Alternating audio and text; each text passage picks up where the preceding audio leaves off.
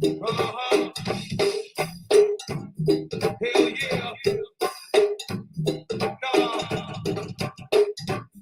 Yes. No. Uh-huh.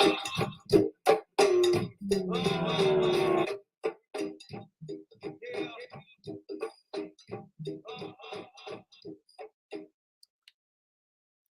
Top lip and shrunk.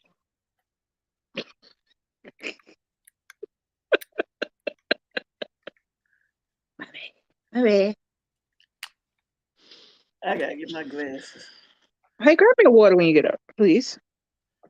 Hey, y'all. Out of the refrigerator? Yeah. I guess a regular water fine. The ones right there by you.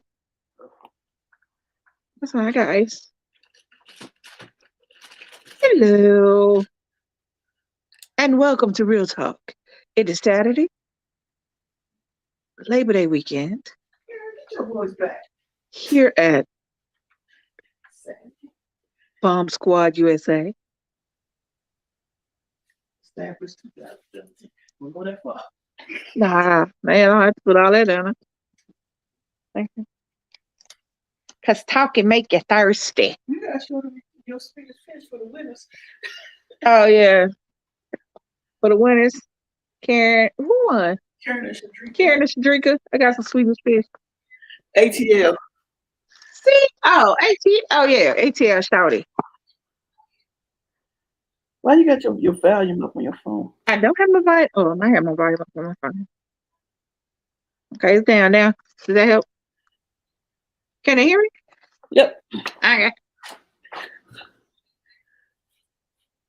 All right, guys. I hope y'all are having a good weekend. Hey, yeah.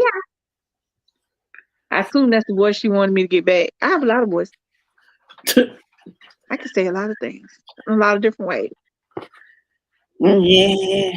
I can. She know I can. So she made me talk on the phone to people. Hey, babe. I'm gonna tell you when to text Nick so he can get the food from the door. Okay. What's up, y'all? How y'all doing? It is Saturday. How y'all doing today? I hope y'all having a good, blessed weekend. It's a 3-day weekend. I know y'all. Somebody gotta be having cookouts. That's the dog. Dinner has arrived. We having Chinese food. We got security on KOOLAID. Top flight security in the world like that. Security. So anyway, what y'all doing this Labor Day weekend? Anybody cooking Welcome. out? Anybody cooking out?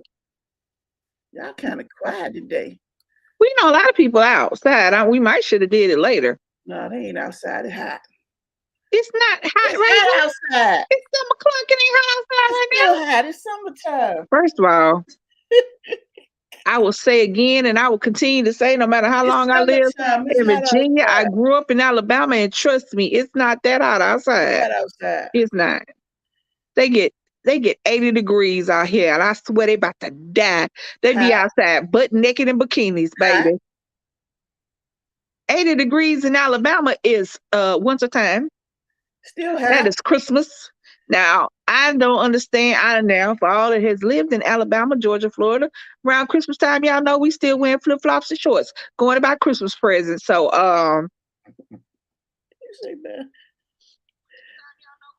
it's not hot. It is, but it's different in Alabama. It's muggy. It's thick. The air be thick. Be thick. Hard to breathe, like underwater. Here, it just be hot. It's hot. It's hot. It is a difference. Hey, just Krista. It's hot. Different. So, I have a lot of different things on my mind, and we're gonna try to keep this to an hour. You know, I think I can do it. I don't know. Might be able to. No, this topic right here might go on to other things. Well, it's gonna go on a lot of other things because the topic is they gotta be effed up. And that's a lot of people, lots of different shit got me effed up. Like, I'm gonna try to keep my cussing to a minimum, but as you can see from the title, it ain't even start off. So I said I'm gonna try. She lie. I said I'm gonna try. She lied. Let me see what I'm gonna start with. Let me see. Cause it's been a lot of foolish and effery this past couple of weeks. It's been a lot. It's been a lot. Back text Leilani. It's been a lot. It's been a lot of foolishness and effery around here lately in the world streets. Let me give a big shout out to President Biden, who chose violence at his last press conference. Oh, I missed that. Calling out the, make America great again. That's all I had to say about that because I didn't watch it, so I don't know exactly. I just saw the part where where everybody's talking about. I'm gonna start with Arie Spears. Now, for all y'all that don't know or don't follow comedy, Arie was really big in the 90s. When I went to Alabama State University, I've actually seen Arie Spears live. And okay, all right. I understand that comedy is subjective. What I may find funny, somebody else may not find funny. I get that, and I'm cool with that. And I'm not gonna knock anybody doing their job. Hey, Steve, I'm not gonna knock. Yeah, you know what I'm saying? I'm not gonna knock anybody. Get that paper. Get your paper. As long as you're not hurting yourself, that's on you. Because people do stuff to hurt themselves all the time. People who do extreme sport, Haley Diamond, so I can't say as long as you ain't hurting yourself, as long as you ain't hurting others or messing with children, I don't really care what you do to get your money. That's just really it. So comedy is subjective. I've never thought he was extremely funny. He's all right. I'm not big on impersonations, which is what he does. So, not my cup of tea. I've seen him live. I think I laughed a couple times. So it is what it is. But it was a long time ago, and he is past his prime. I don't know whether he didn't keep up with the times. I don't know whether he didn't branch out into other things. I don't know whether, as the times changed, he just didn't get funnier. So I don't know which one it was, but he did not progress like you've seen a lot of other comedians from his time, from his particular age group have progressed. So he was doing an interview with somebody because he is still a celebrity, regardless of whatever letters in front of his XYZ celebrity. He still is a celebrity. He's still known for doing entertainment. So he was getting an interview, which is cool. Get your paper. Get relevant. Get relevant. If your job is to be funny on TV for everybody, hey, this feels true for everybody who see through you, boo-boo. Get your paper. So he was giving an interview, and the interviewer said, "You know who make good music? Lizzo." And that's exactly what the interviewer said. The interviewer said, "You know who make good music, bro? Or dog?" I forget which euphemism he used. Lizzo. And Arie's response was, "I just can't because she looked like the poop emoji." And he said shit. But and she built like a busket can of biscuits or a plate of mashed potatoes. Tell me all that. He started talking about her attractiveness, her weight. Now, had the interviewer asked him if you thought Lizzo was attractive, or would you like to get a date with Lizzo, or anything that had to do with somebody's physicality or their attractiveness, then maybe he could have said that response would have been warranted. Maybe he could have expounded on her attractiveness. Now, I think, hey, Xavier, I think Lizzo is beautiful. She's a big girl, and she be running around. She can dance, sing, and play the flute at the same time. And I know some skinny bitches can't do that, so it is what it is. So, but him going straight to her looks when asked about her music is very telling. First of all, it tells me he don't have a mirror at his house. That's the very first thing it tells me. The second thing it tells me, he's sitting up there sweating on the inside. in the air conditioning. Why are you sweating sitting down, sir? Was it hot? I mean, I know the lights get hot. I used to sing. I used to be on stage, so I understand the lights can be a little hot, a little warm. But you sitting up there, had on sweating. Okay. And you got a whole 3-4 XL t-shirt on, talking about somebody looking like a can of shit and a plate of peas. I mean, not peas, and a plate of potatoes. Baby, you good sir, good gentleman. Have you looked in the mirror? So, as you know, the internet was eating his ass up. So he had to rebut the responses to his statement. And he was saying that y'all think I don't get no kitty cat? Y'all think I ain't got no money? I mean, or something. And I'm sitting there going, sir, you know the reason that you get the kitty cat is because you have a little money, right? You do know ain't nobody checking for your sexy. I think I'm handsome. I think I'm this. Look here, sir. I'm a 55-year-old fat Black woman.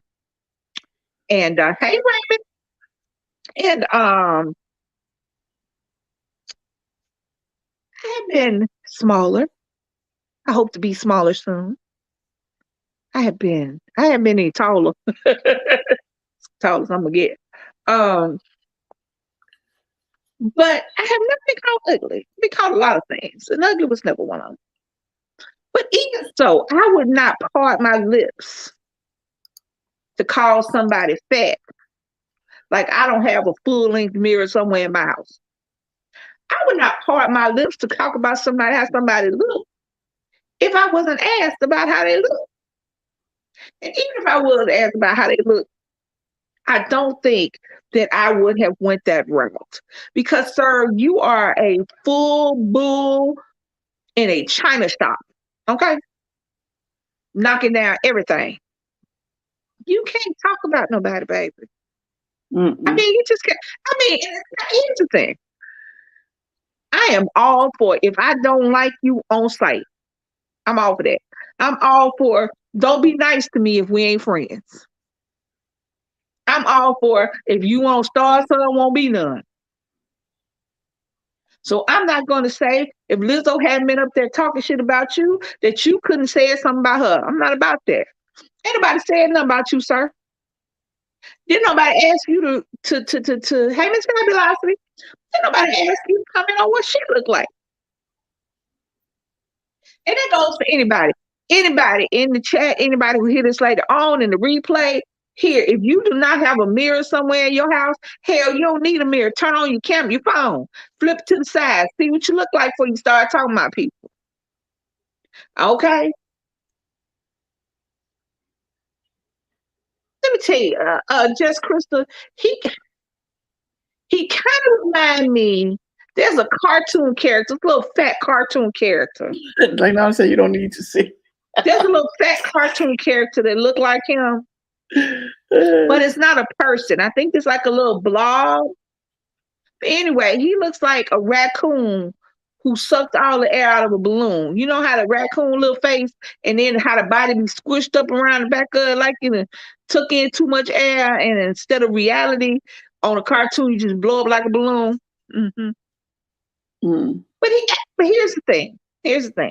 If I get on this app, I'm on this app talking about this man. This man come back to me talk. That might be it. Oh, you know what? I didn't even think about that one, Leilani. That's a little bad. Do you remember what the penguin looked like from Batman? I'm sorry. Remember what he remember what Danny DeVito?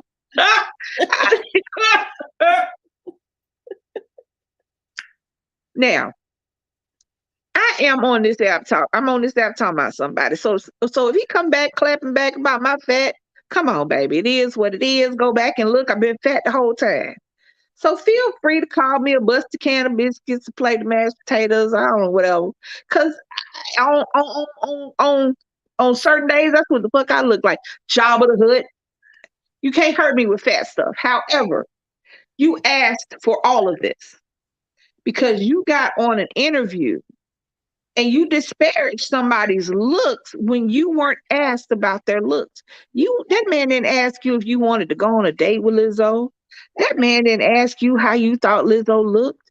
That man asked you about her music. And if you didn't want to date her, fine. See, that goes on to something else I want to talk about. And I told my wife earlier, I try to keep race and things like that off of our channel.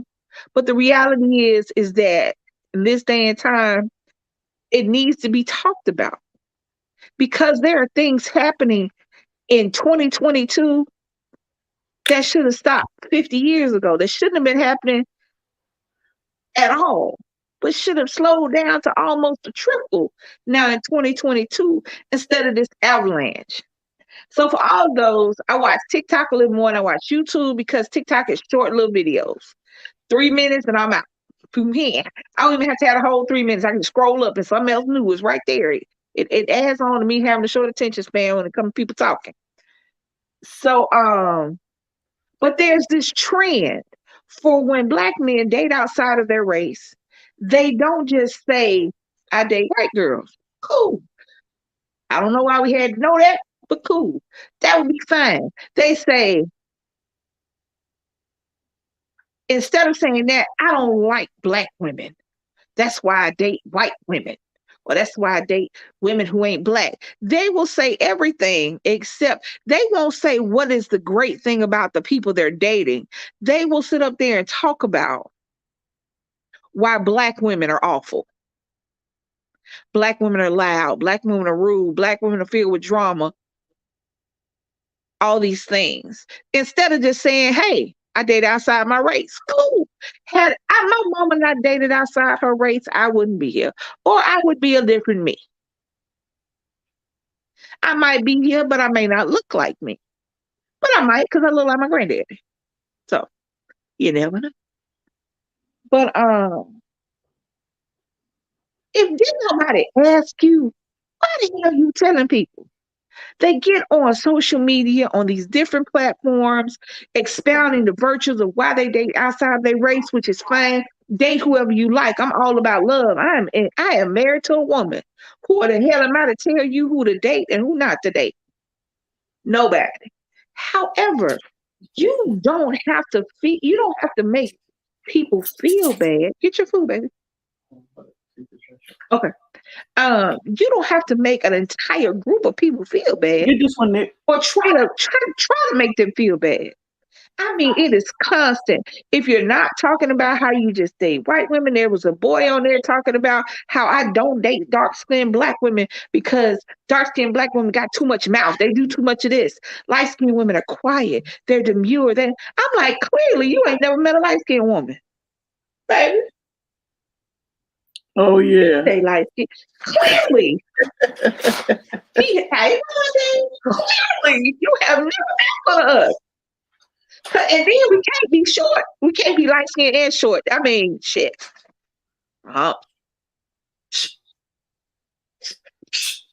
Did you? Thing is this: in these occasions, date who you want to date. If you are a boy, you want to date a girl, do that. If you are a girl and you want to date a girl, do that. If you are a boy that wants to date a boy, do that. If you date exclusively outside of your race, do that. If you date exclusively inside of your race, do that. That's fine. But if you are, you're welcome, baby. If you have to tell the world that the reason that I'm dating this white girl is because Black girls don't know how to act, then not only are you disrespecting the people you don't want to date, you're also disrespecting the person you're dating because you can't give one good reason other than she's white as to why you date her. And we say stuff like this all. Yes, just Crystal. I don't know who he has been looking at, but all the light-skinned women I know, little mouthy. Now, maybe there's a whole subset of light-skinned women that don't talk, but I'm sure just a whole set of women, period. Light-skinned, Black, white, green, purple, orange, that are just quieter than others. I don't really think it has nothing to do with the color of your skin, but hey, that's what he said. But I say, I say this because in this day and time, it's not necessary. And if you're doing it so that you can get views, if you're doing it for attention, that is ridiculous. Do you know how much we sit up there and we have to fight against people fetishizing blackness? We have to fight against people wanting to look black, but not have to deal with being black. People changing the color of their skin, saying they're trans black, or getting on to social media and so much tanner that you don't know who you're looking at. Lip injections, asses, braids. We do all of this. And then turn around and the men we're fighting for get on the apps talking about how I don't date black women. I date white women because black women don't know how to act, because black women don't support the black man. What color is your mama? Every time, what boils me is I have a son, and I think that's what bites my ass more than anything is I have a son, and every time I see a black man get on any platform and disparage black women of any color, from the lightest to the darkest, all I'm sitting up there hearing is this boy talking about his mama. That's all I'm hearing. Because a black woman brought you in this earth, brought you to this plane of existence, raised you, fed you, clothed you, and a lot of us did it alone. Without this man you're trying to emulate. You feel me? So just think about that, young people. And because older men do it too. It ain't just young people. Because the young men are getting it from the old men who talking this craziness. Every time. Young man, I want to tell you something. I want you to think about this. Every time you talk about how you don't date a black woman because they so this, they so awful, they so bad, they so loud, they so ghetto, they so this, you talking about your mama. Now, I'm thinking that has some weight because I know how I feel about mine. I know how my son feel about his. You know what I'm saying? So every time you get on here talking about black women are awful, make sure you remember your mama and your sisters and your grandmama and your aunties. Make sure you remember, when you say black women, you talking about all women. You ain't just talking about the one woman that hurt you. You talking about everybody, because you're not sitting up here getting on this app. Nobody's getting on this app saying Sheila broke my heart, so I can't date nobody that wear wigs. Let's find out what date nobody wear wigs. I mean, that sounds a little serial killerish, because just because Sheila broke your heart don't mean the next girl will break your heart. But hey, do you? You getting on here and lumping everybody together. And you're doing it in a derogatory manner. Understand that your mama is in that group. Period. Point blank. End of discussion. Your mama and all your female relatives. Now you need to decide, it may not mean shit to you. That's cool if that's who you are. Be you. But remember, at the end of the day, and I don't know who need to hear this, but your proximity to whiteness does not erase your blackness. Just because you date white women and hang out with white people, at the end of the day, you're still a black man. And that is what they're going to see, baby. That's what your mama had. Off that was all I had to say about that. If you don't like something, that's cool. If you don't like a certain body type, if you don't like a skinny woman, don't date one. But don't sit up there and talk about her. If you don't like a tall man, don't date one. Don't sit up there and talk about him. It's just that simple. Your preference does not mean, I'm about to talk about that right now. Your preference does not mean that it's a bad thing. It just means you prefer something over something else. But if something isn't available, you'll take what's available. All right. On to the next. It is the beginning of school, and the shenanigans have begun. So I was looking on TikTok. As you can see, this was a TikTok video that she about to show you. And on the video, before she starts it, I want you to look at the picture. I want you to see the little girl and the dude behind her. That's her dad. Now look at that little girl face. Is that the face of a little girl that has been bullied in the 2 days the school has been in? Because this is Saturday. And for these people, for all of school just started. For Nikki just started last Thursday. And for a lot of people, it just started on Monday. So to give you a little background of the video, the two people that are in that picture now are a daughter and father. Baby told me that the little girl had been bullied in school, and the father had did his due diligence, talking to the teachers, talking to the school board, talking to the principal. And in previous years, nothing has been done about it.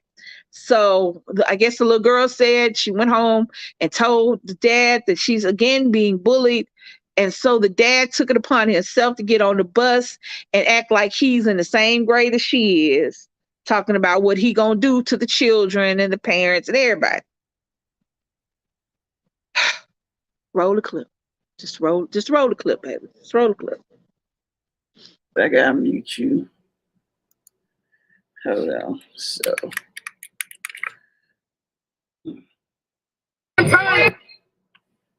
Did you touch my daughter?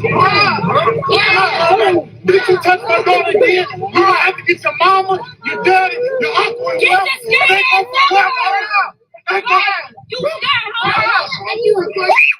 Look. I go for love.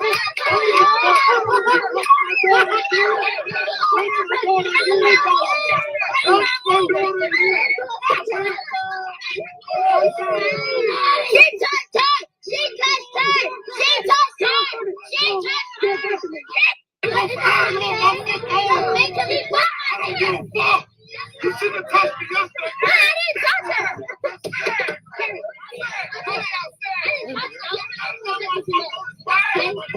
I'm gonna flip this whole bus. Everybody on. I mean that. I go for everybody on. Touch my daughter again. I'm gonna flip this whole bus. I'm not playing. You don't let nobody touch my kids, bro. I'm not playing, bro. All that bully shit ain't nobody. All that big bully shit. Y'all got going on.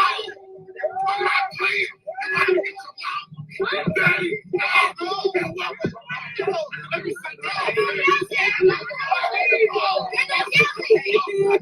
My kids that put their hands on me. I didn't know that was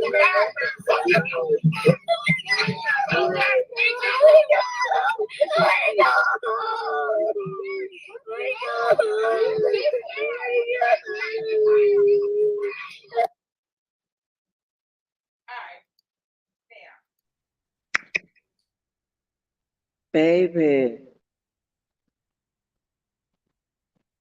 I'm gonna have fever. Oh, you said okay. Now, when I first saw that, let me start this by saying, yeah, he came. Yeah, Miss Taylor, true. He came on there with a cigarette in his mouth, and then it was in his hand while he was talking. Right. What other one? What other one, babe? I don't care about what he said. Oh, well, go ahead. Now he's going to give his reason to why he got on that bus. And I'm going to say this first before she says that. I don't care. He lying. I don't care. Go ahead.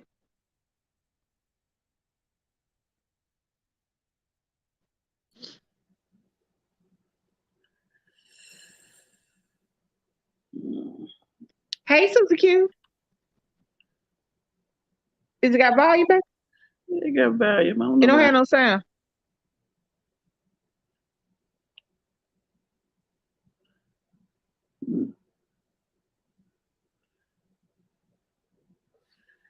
Hold on. I don't know. She trying to fix it. She trying to fix it.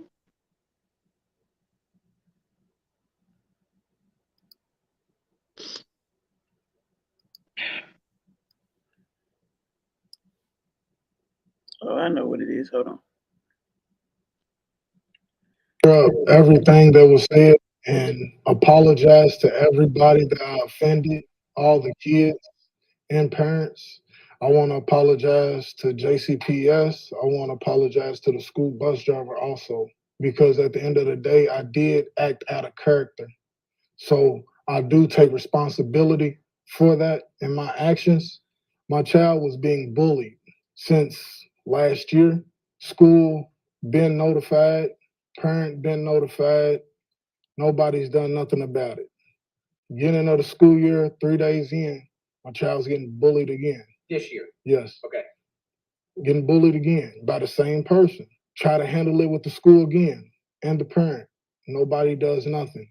Then next thing you know, my daughter, she gets jumped on the school bus and end up with a knot on her head. That was the last straw. I could have said different things, but I let my emotions and my frustration and anger get the best of me. And I'm pretty sure with anybody with kids, they would too. So I just want to let that be known that the only reason any of this transpired is due to bullying. Yeah. And people don't talk to their kids about bullying. And when you done reached out and keep trying and trying and trying to mediate something and nobody's doing nothing, what else are you left to do? I wanted to clear up everything that was said and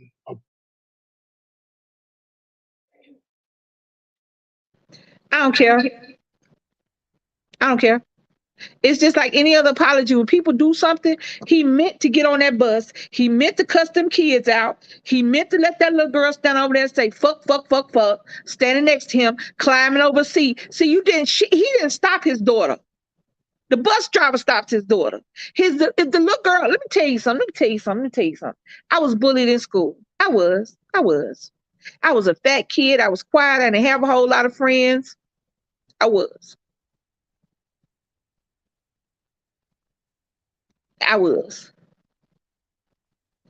But when something happened with Nick one time before we got on YouTube, something happened with him. Another kid did something to him.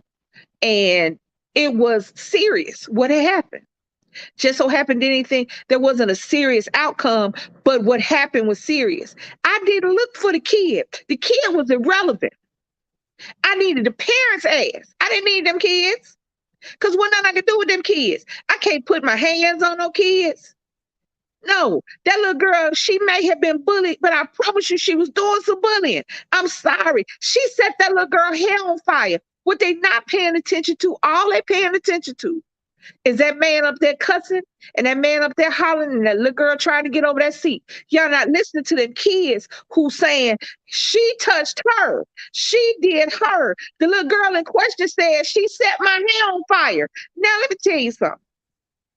As a bullied kid, we do snap. We do. We do. We snap. But I have never, 3 days in, you ain't snapping so hard you send somebody hair on fire because that's illegal. And them kids look old enough to know what illegal meant. Mm-hmm. That was crazy. First of all, number one, that's a little girl. Where her mom at? Her mama little short ass on the outside talking shit with that bonnet on. You could have got up on that bus instead of your husband or boyfriend or whatever he was. I'm gonna go with the husband. I ain't gonna dish and say that's just your man. You standing outside co-signing that shit instead of telling him to bring his ass off that bus before he go to jail. That's number one.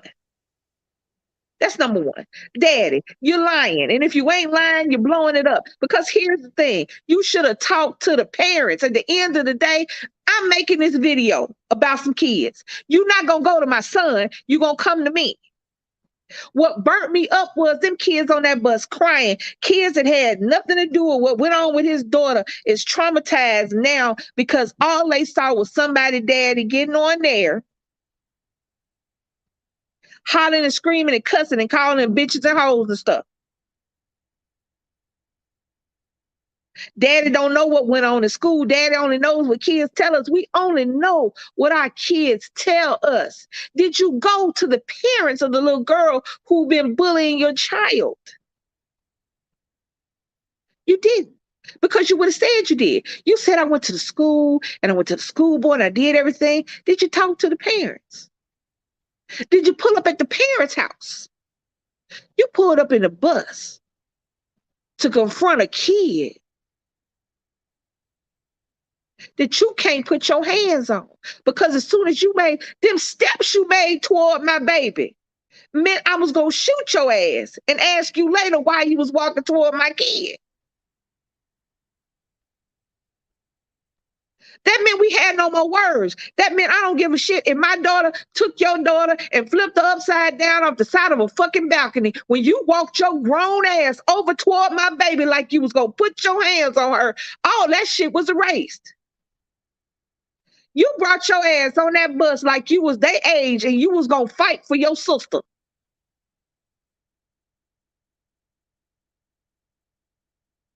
And don't ignore the daughter. Scared folks don't do ballsy shit. That little girl was sitting up there scared. I don't care if her daddy was standing up there. She wouldn't have been trying to climb across seats. She wouldn't have been cussing like her daddy. I'm not going to say the little girl wasn't bullied because she probably was. Because here's the thing. Bullied people bully. Bullied kids bully other kids. They just do. Some kids get quiet. Some kids get withdrawn. Some kids get depressed. Some kids get mean when they're bullied. They do. But make no mistake, she wasn't scared of that little girl that you was talking to. She might have been scared of somebody, but she wasn't scared of the little girl you was talking to. Because she was climbing over them seats. And you know one of them little kids gonna help her. So she wasn't scared of the little girl she was talking to.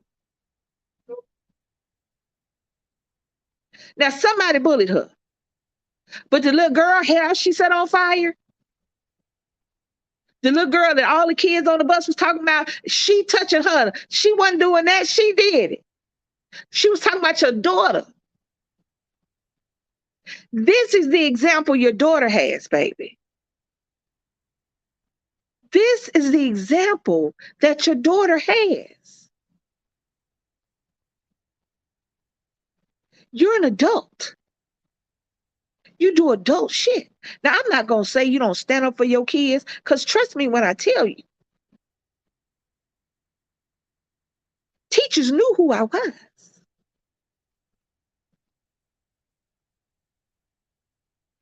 Because I addressed them.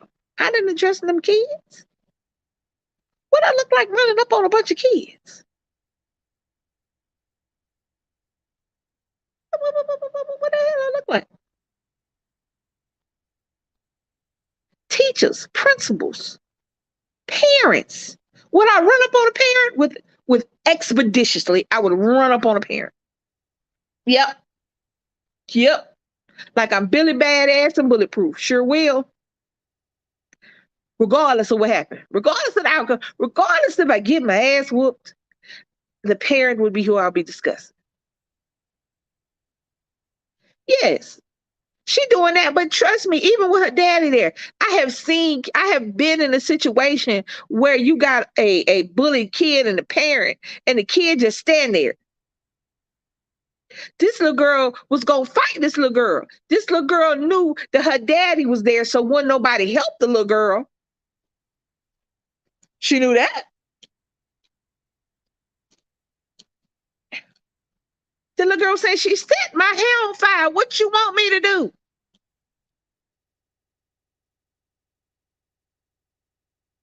I'm not going to say nothing about the home life, because I can't get nothing from home other than he loud. That's all I can get. He loud and he cuss. So, because the little girl was cussing like he was cussing. So, they got him somewhere. I'd be a fool if a teacher or a principal or somebody or an adult come up to me and say, you know, Nick was just cussing like a sailor. I'd be like, he probably would. I do. I know where he got it from. So I know the daddy is loud and got a temper. He showed that. I don't know whether or not he do nothing to her because he probably loud and country as hell at home. I was beating up by the kids on the school bus when a daughter was being bullied. Like I said, you don't run up on kids. You don't run up on kids ever. I don't have an issue with just the kid, but I can't run up on nobody's child because can't nobody run up on mine. See, I guess, or maybe I'm just different. If Leilani, if Shaylin was bullying Nick, I'd have to talk to you, man. You would have to have a sit down, a stand up, or a shit, or take it to the grass, whatever, however they go. I'm not going to Shaylin. I'm not. Because what am I gonna do with her? What am I do? First of all, I'm not about to argue with no children. That's number one. I barely go back and forth with an adult. I will tell you what the hell I'm gonna say, and I'm gonna walk away. I'm not gonna argue with no. I don't argue with grown folks. That's number one. So, what the hell I look like arguing with middle schoolers? Them middle school children. What the hell? Now, what I got in his face and his wife, yeah, sure would have. It surely would have. He would have did all that smoking and spitting in my face. And once I got through cussing him out and explaining how he about to go to jail. Yeah. Now, what I took his little wife to the grass show would have. She'd have been looking for that bonnet in her ass. But that's who you go to. At the end of the day, that's who you go to. He was wrong. And apologies. Let me tell you something. Here's another thing. Anybody who's seen the content and know you, girl, I don't take apologies and I don't forgive. And here's why. They mean nothing. They mean nothing. People say that forgiveness is for you and you want an apology because that means they're taking responsibility for what they did. They took the responsibility for what they did when they did it. When he got on that bus with that cigarette, talking about he gonna flip the bus and he gonna do this, and the third, and I do it to you, your mammy, your uncle, and everybody, and I do it to y'all on this bus, he meant what he said. Now you want to apologize because when somebody's child has sense enough to record it. You said, here's the thing. Hold on, let me address Miss Taylor's True before I forget. Miss Taylor's True, let me tell you what the difference is between what you did and what he did. You said I got on a public bus because these chicks was messing with your sister, as you should have. As you should have. I would walk up behind my sister till I'm 100 years old. I would roll up on an end. Wheelchair, a hospital bed attached to an IV up. It don't matter. That's different. On a public bus, that's different. Surely should have. But back to what I was saying about apologies. Keep them. Hold on to them. Rub them. Put them in your pocket. Buy something with them. Keep them. I don't want them. Because you meant what you said. You meant what you did. Now, an apology for backing in and scuffing the side of my car, I'll take a sorry because you ain't mean to hit my car because you ain't want that insurance. You ain't want that shit on your driver's license. Hey, view. For backing into me and walking into me at the store and you say, excuse me, I didn't see you. I'll take that because that's an accident. That's something that happened out of the norm. You caused it. Oh, my bad. I'll take my bad. I'm sorry. I didn't mean to. I didn't see you. I'm sorry. I'll take them. I'm sorry. But somebody who actively did something, this is what you did. You thought about it. You walked out your house, stood at the bus stop, lit your cigarette, smoked on your cigarette while your daughter was probably standing there talking shit because she had a daddy. So now she could talk all the shit she wanted to and have to worry about nobody saying nothing back to her. You got up, the bus stopped. You got up on the bus. At any moment, you could have thought differently. At any moment, you could have went, you know what? This is probably a bad idea. Let me turn around. Let me walk on. But let me not front these kids like that. Let me find their parents. But you know what? Did all that. He done got himself so hyped up to the point where he just probably wasn't even thinking. Let me tell you something. He said his baby had a knot on her head. I'm sorry. If she had a knot, he should have. Why y'all went at the doctor? Yeah. Why you didn't call the police? He didn't think that through. Come on. You had every opportunity to stop at any moment. When you got up on the bus and looked that you were screaming and cussing and talking about hurting children that don't belong to you, you could have turned around. You know what? I shouldn't finish this sentence. And then you had kids on that bus that didn't really that had nothing to do with it. Right. And probably never been in that type of environment. And now them kids on there crying. You got kids on the bus crying, getting ready to go home. Now you got a whole bus. You know why you apologize? Because you got a whole bus full of black parents. There's a lot of black kids on that bus. Means a lot of black parents. So I'm sure some of them showed up at your house, at your job, or was waiting for your baby to get off the bus. See, that's where y'all mess up at. So I don't take apologies. Keep your little apology. And there's no forgiveness for you because you meant what you said. You said it. And I mean what I said. I meant you meant what you said. So you want your apology to make you feel better. Why the hell I gotta make you feel better? Forgiveness don't make me feel no better. Ignoring you makes me feel better. Yep. You ceasing to exist makes me feel better. You may be going, hey, Nirvana. Thank you. You may be getting some retribution. Maybe me seeing you fall down a flight of stairs make me feel better. Or somebody tripping you up, that might make me feel better. But forgiveness doesn't do anything for me. Right. And it shouldn't do anything for anybody. That's what I was saying, Miss Tell the Truth. I was saying the same thing. I'm thinking those kids might be traumatized. Them kids went home. Imagine, baby. Imagine especially Nick riding the bus. Not that noise, you know? Nick riding the bus in middle school. Grade school. Them was middle grade school kids. They were nowhere near high school. So when he was riding the bus from Potomac, he come home talking about somebody got on the bus screaming and hollering and cussing and talking about what he gonna do to all us on the bus because somebody bullied or might have bullied his kid, but he didn't even do it because he the one sat the girl hair on fire. I don't know why the dad was on it. And now you got a kid not feeling safe. You got a kid not feeling safe already. These kids already can't go to school without worrying about whether or not somebody gonna come in there shooting up their damn school because they mad at some girl that said no to them.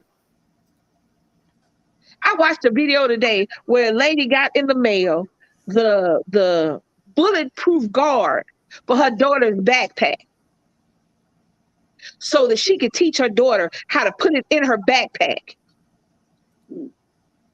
And she got blood capsules so that her daughter can put one in her mouth and pretend to be dead if somebody comes shooting up the school. You got kids already traumatized about school all by itself. And then he come on the bus. Now, you're not even safe on the bus when parents coming on there talking about you going to flip the bus and you going to beat everybody's ass. Come on, now keep your little, I'm sorry. Keep your little, I was out of character. No, you showed your character. What people fail to realize is when you're mad, that's when you show who you are.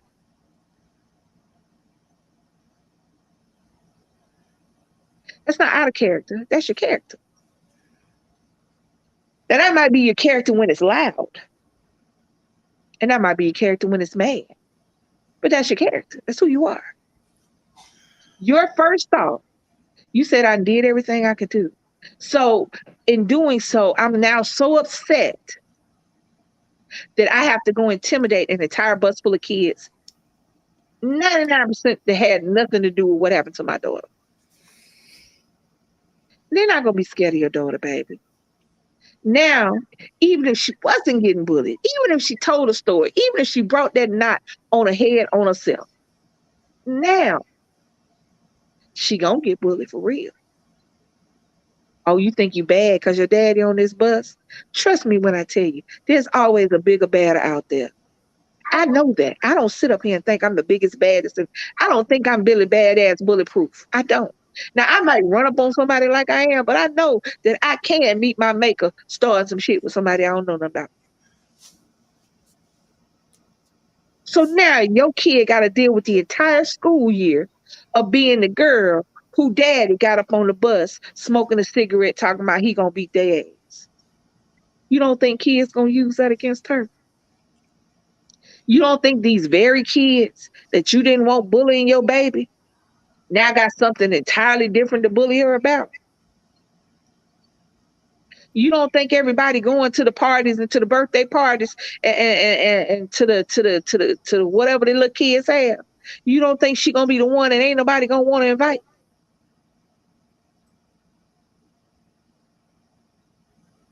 You didn't get her no friends, and if you did get her some friends, you got her some friends just like you. So, Leilani, have your kids been bullied on the bus, going to school, at school, being though they was homeschooled? Has that happened or occurred? Not on the bus, because this is the first year they've ever done the bus. But Rayon, I think it was second grade, a boy at the school Yes, Miss slammed her head into the desk. Like during class, he decided he was going to walk up to the front of class, and as he did it, he slammed her head as hard as he could into her desk. And then the school called me to let me know what happened. But the way they did it was they called me to say, there was an incident at school and a boy in class slammed Rayon's head in a desk and she has a knot and we put some ice on it. We can't tell you what the boy's name is for his safety. But we did, we do have her in here and they put ice on it, and we're sorry or whatever. And I'm like, for his safety, his name, what's that got to do with me? When I went to pick them up from school, I picked her up, I made a circle and drove right back into the school parking lot where you go to the front office. I walked in that building. I walked into the principal's office and I looked her in the face. And I said, we need to have a discussion. First off, let me show you something. Rayon, what's the little boy's name? And she said his name. Because how you going to tell me you keep a name a secret? It's not even logical. This isn't a pre-K child that don't speak. Right. Like, that's stupid. I said, his safety is not the issue here. Her safety is. And I'm going to tell you, he's out of her class. You will keep him away from my child at all times. And you will not call me to tell me about somebody else's safety anymore when somebody is hurting my kid. And they got him out the class. Okay, so you never got the chance to basically talk to the parents or anything? Oh, his grandma was behind me. I didn't know she was because for his safety, they couldn't give that kind of information. But she was directly behind me, and they got him out the class. Wow. Because she didn't want none either.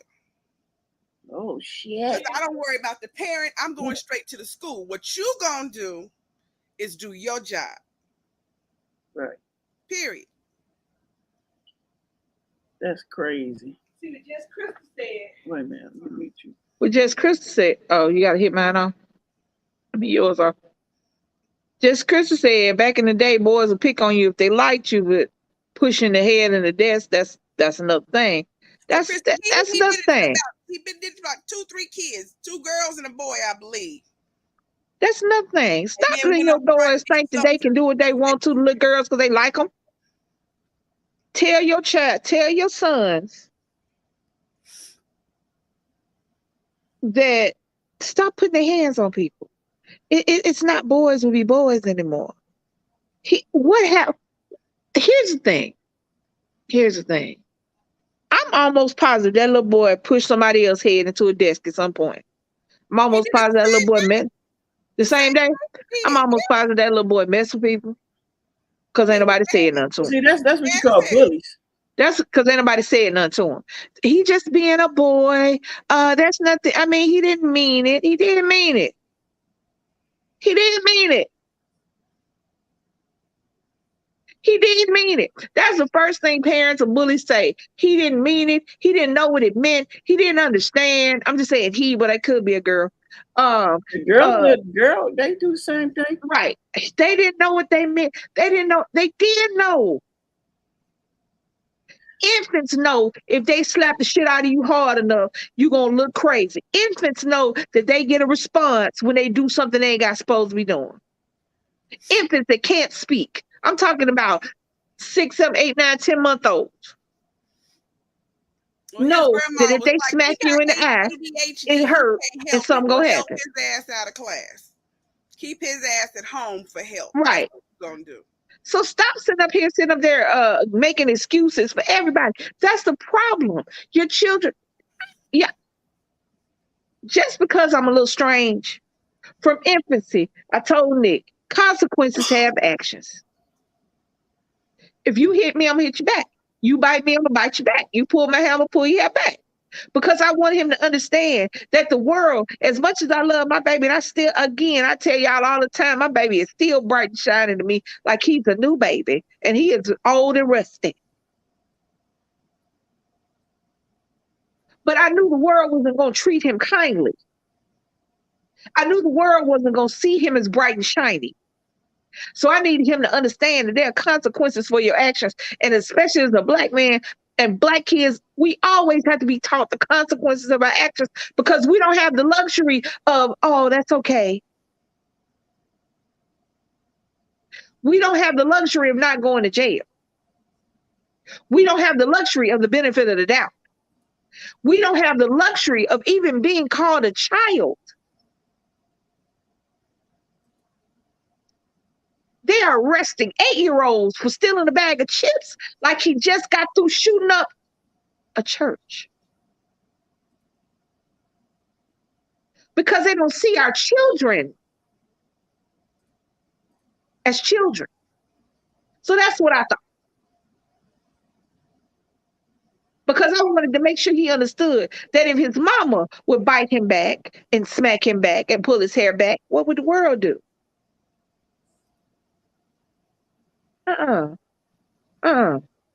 But even back then, picking on someone is not cute. Have people looking on to see what the person gonna do today.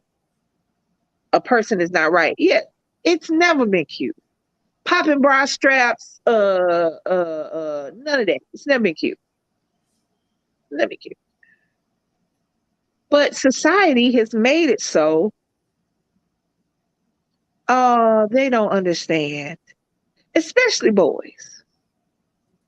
Especially little boys, and that's a disservice to them by not teaching little boys that there are consequences to your actions. They become men who think there are no consequences to their actions, and then you have people who get hurt, and a lot of times it's them. But before they get hurt, they hurt people along the way. That little boy that messed with your baby didn't just start bumping heads that day. He been doing it. He been doing it since he was old enough to do it, and ain't nobody stopped him. We can't keep sitting up here thinking that the day somebody does something to our kid or to us, that was the first day they ever did it. No. No. But at the end of the day, it's not on me to talk to nobody kids. I'm not, unless I'm babysitting. That's the only time I can tell your baby what to do. I can't get on no bus and tell your kids I'm about to beat their ass. Do you know how many jails I would be in? I wonder what was the consequences. Well, because I haven't seen anything about she that. ain't touched nobody, and because the bus driver didn't let him get any further than right there behind that seat, he didn't physically do anything. So Yeah, there are very probably little actual criminal consequences. Now you could sit up there and say he made terroristic threats because it's against the law to actually tell somebody you're gonna beat their ass. I think the only Terroristic thing they threat. could probably do is put the daughter off the bus and say she can't Yeah, ride the bus no they more. can't really do nothing to him or her. Just tell them he can't ride the bus no more. They can bar him from the bus and the bus stop. Mhm. Right, Susie Q. Well, that's because Susie Q. Think about it. Even now, when a little boy does something sexual, first thing they say is boys will be boys, and that's just what little boys do, and that's how they learn and grow. If a little girl, however, does anything that's comparable to that, she's mannish, she's a little hoish, she fast, go sit down somewhere. She shouldn't be doing that. That's nasty. It is what it is. Little boys, it's a disservice because these same boys grow into men that don't know how to take no for an answer. These same boys that don't learn boundaries are the same men that if you tell them no, no, thank you. I have a boyfriend. They want to follow you to your house and shoot you in your stairwell. So there's that. You know, the same way the Hey, what you I'm gotta I'm wear about to to meet school. me. Girls have to wear a certain, cover up this and that so the boys don't look. Ooh, they be killing me. We gotta be hot. Right. She need to be good. She just be covered all up and hot so he don't see a shoulder blade. But little boys can go outside. But little boy, I love people. But I ain't seen little murder do one set with his shirt on. Just titties out. Just out. But then you want to say, I'm just saying. What's the little boy name? What's the little boy? Lil Nas X. He went to the DMAs and had no shirt. That was the whole outfit for paint. How many you think? The whole outfit with some pants. The boys could just go outside half-ass naked, and everybody's like, "Oh, a little girl wear a mini skirt. Oh, she's showing. She got a little girl being home in some shorts in her own house, and here come my mama or her auntie telling her, go put some clothes on. So and so come to the house. It's my house. If so and so can't come to the house because you scared he might look at me, then so and so shouldn't come to the house. The shorts is not gonna stop him. The pants ain't gonna stop him. Done about so and so. The pants not gonna stop him. If you got somebody coming to your house, and let me go there. I'm about to swerve into that lane. Doing a lot of swerving today. Back to TikTok. There's a creator on TikTok. I am not gonna say any names. I'm just gonna give it as an example. This person is in a polygamous relationship, male and female, and some of the partners are exes of her daughters.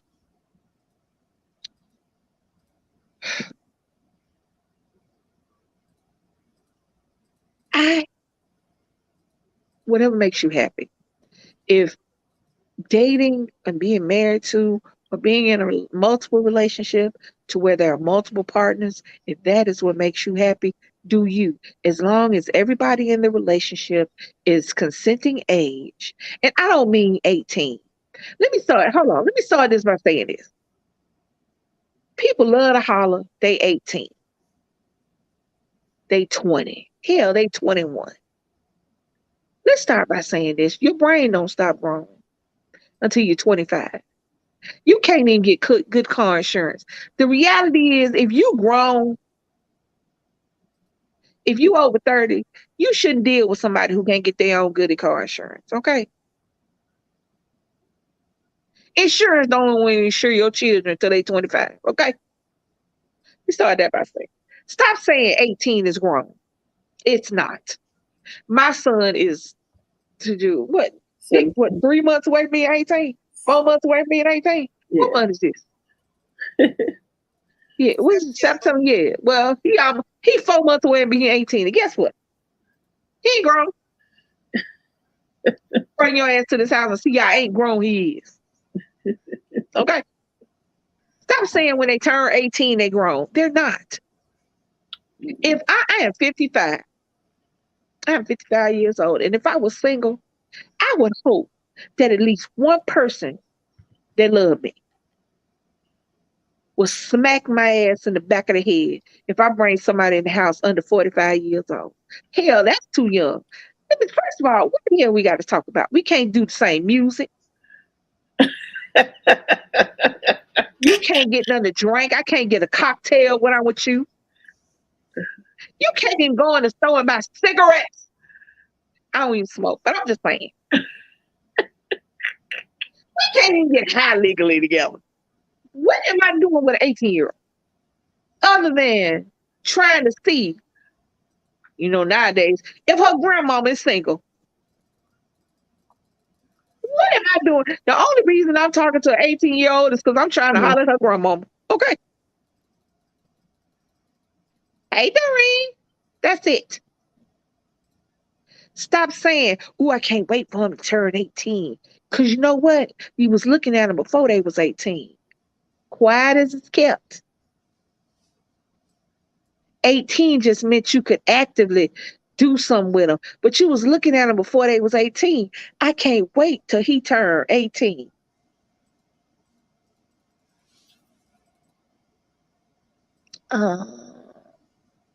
Yeah. Stop saying that. If you are over 40, please don't date anybody that's 18. If you're 35, hell, if you're 30, what is you talking about with an 18-year-old? And don't worry, I'll wait. What conversation are y'all holding? Y'all. Yes, they're legal. They're legal to vote. That's it. At 55, I can't have a meaningful relationship with a 15-year-old or 18-year-old. I mean, I can't. I don't like nothing they like. Just because I think they're cute, I think a lot of shit is cute. I think dogs are beautiful. I love pit bulls. I don't want to date one. It's a lot of shit that's cute. It's a lot of shit that's pretty, but I don't care. I don't. I'm sorry. 18 is a legal age to vote. In a lot of states, yeah, you legal to do a lot of stuff. But I'm just saying, realistically, if you sitting up there telling somebody, I can't wait till they, listen to what I just said. I can't wait till they turn 18. That means you've been looking at them before they was 18. You've been wanting to do something with them before they was 18. That means you just waiting for 18 so you won't get in trouble. Not because you weren't looking at him when you was 15. Not because you weren't looking at him when he was 14. Please don't sit up there and say you doing something great because you waiting till they're 18.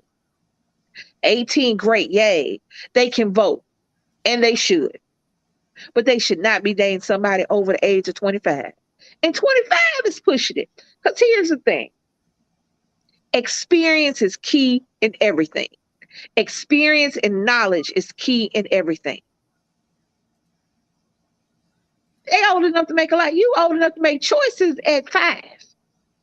At 5, as soon as you can speak, and as soon as you know the difference between red and white, between black and white, between salty and sweet, you can make choices. Choices is not 18 is not a good determiner of choices. You can make choices as a child. Experience has a lot to do with relationships. An 18-year-old can't know as much as I know at 25. They can't know as much because they're only 18. Now, they may have had different life experiences, but they're not. People say they're more mature. Girls mature faster than boys, but no, you don't know as much as me. You may know different things than I know, but you can't have the learned life experience that I have because you're only 18 and I am 3-4 times as old as you are. That's what I'm talking about. These babies don't have the luxury of experience. They have the luxury of youth. They have the luxury of vitality. They have the luxury of not being quite as wrinkled as somebody my age. But they don't have the experience to let them understand the situations, to really understand the situations they're getting in. And let me tell you something. Romantic relationships are hard when you grown. They're hard when you're 20, 30, 40, 50, 60, 70. Romantic relationships are hard anyway. Navigating love is hard at any age. But at least if you have a little experience and you have a little to go on, it helps. That's one of the reasons why we don't want our children to have sex. Not just because they shouldn't, but because navigating romantic relationships, navigating the emotions that come along with sex and love is hard. Hey, Miss Trina, it's very hard for anybody. But if you don't have experiences and past with these things,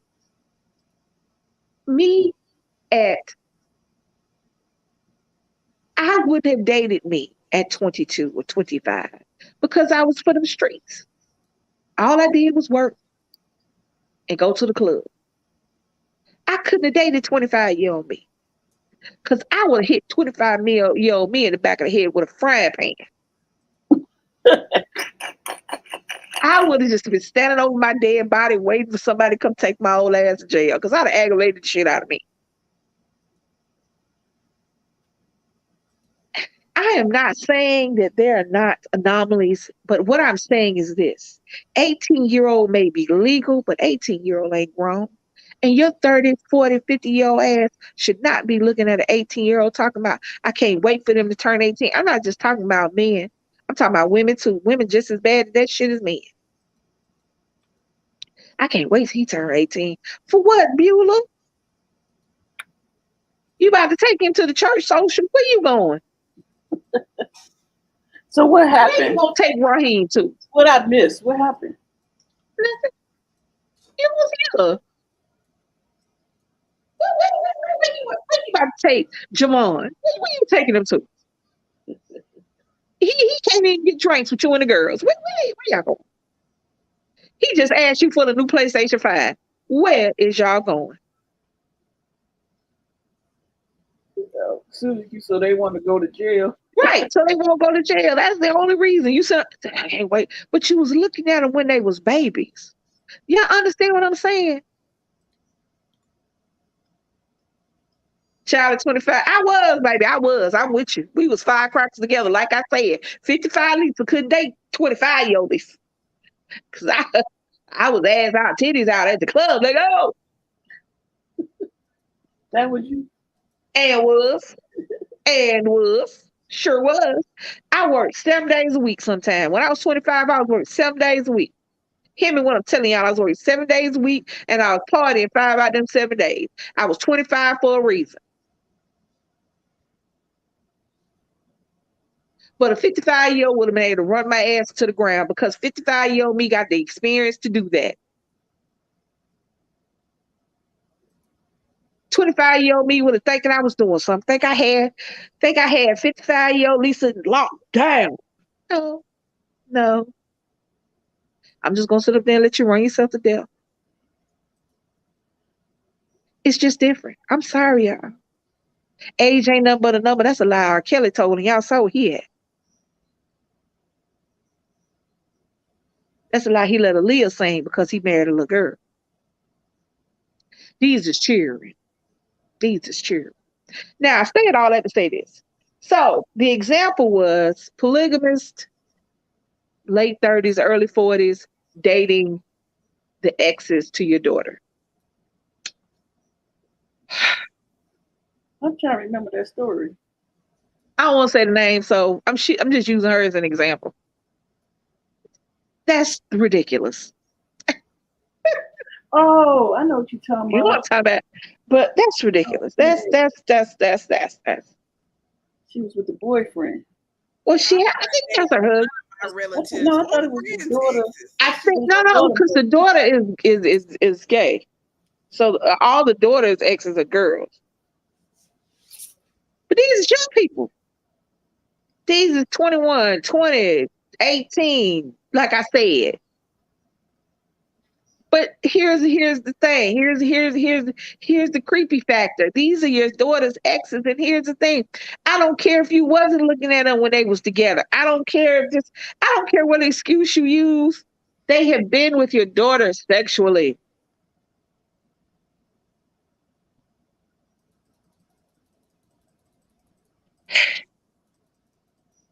And we can flip that around and put that in any combination you want to. Don't date your mama's man. Don't date your daddy's girlfriend. Don't date your boyfriend's daddy. Don't do that. We can put it in whatever combination you want to, male, female. Don't do that. Let's tell the truth. Number one, Let's tell the truth. I know that's right. At 25, I was like impulse roof spot Chuck recovery. Lounge, Cross Street, Eddie. Here I come until 2 in the morning. I didn't even know the name to have them damn clubs. I didn't know that name to half the clubs I was in, but I was in there like swimwear. But I grew up. And here's the thing. I'm not telling you 18-year-old don't fall in love. I'm saying fall in love with 18, 19, 20-year-old. Somebody that y'all got a life experience, some things that y'all can grow together and learn together. But if you come into some... we babysitting our grand dog, so I'm just trying to make him feel comfortable till Monday. He is comfortable. He always run away from home. Jack's sleeping in bed, so I'm trying to give him Bentley some dog time. The examples I use are examples. Don't. And I don't know. People say it's a sickness. I don't know what it is. I'm sure it's something.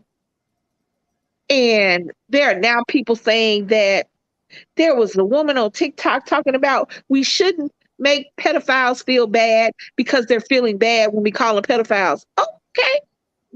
Isn't that the point? Look. Yeah. But remember the person we knew from back in the day when we first started? Like I said, nasty. Here's the thing. She 80-something and he's baby. Let me tell you something. Let me tell you some good shit. No, you should, because then you gonna have to. I have to be asleep. I might have to reach out to them. So, see, there go your daddy. He at the beach. Here's the thing. I don't care what y'all say. I stand 10 toes down on this shit. There's no functional reason for anybody over 60 to date somebody 17 years old. There's no functional reason for that.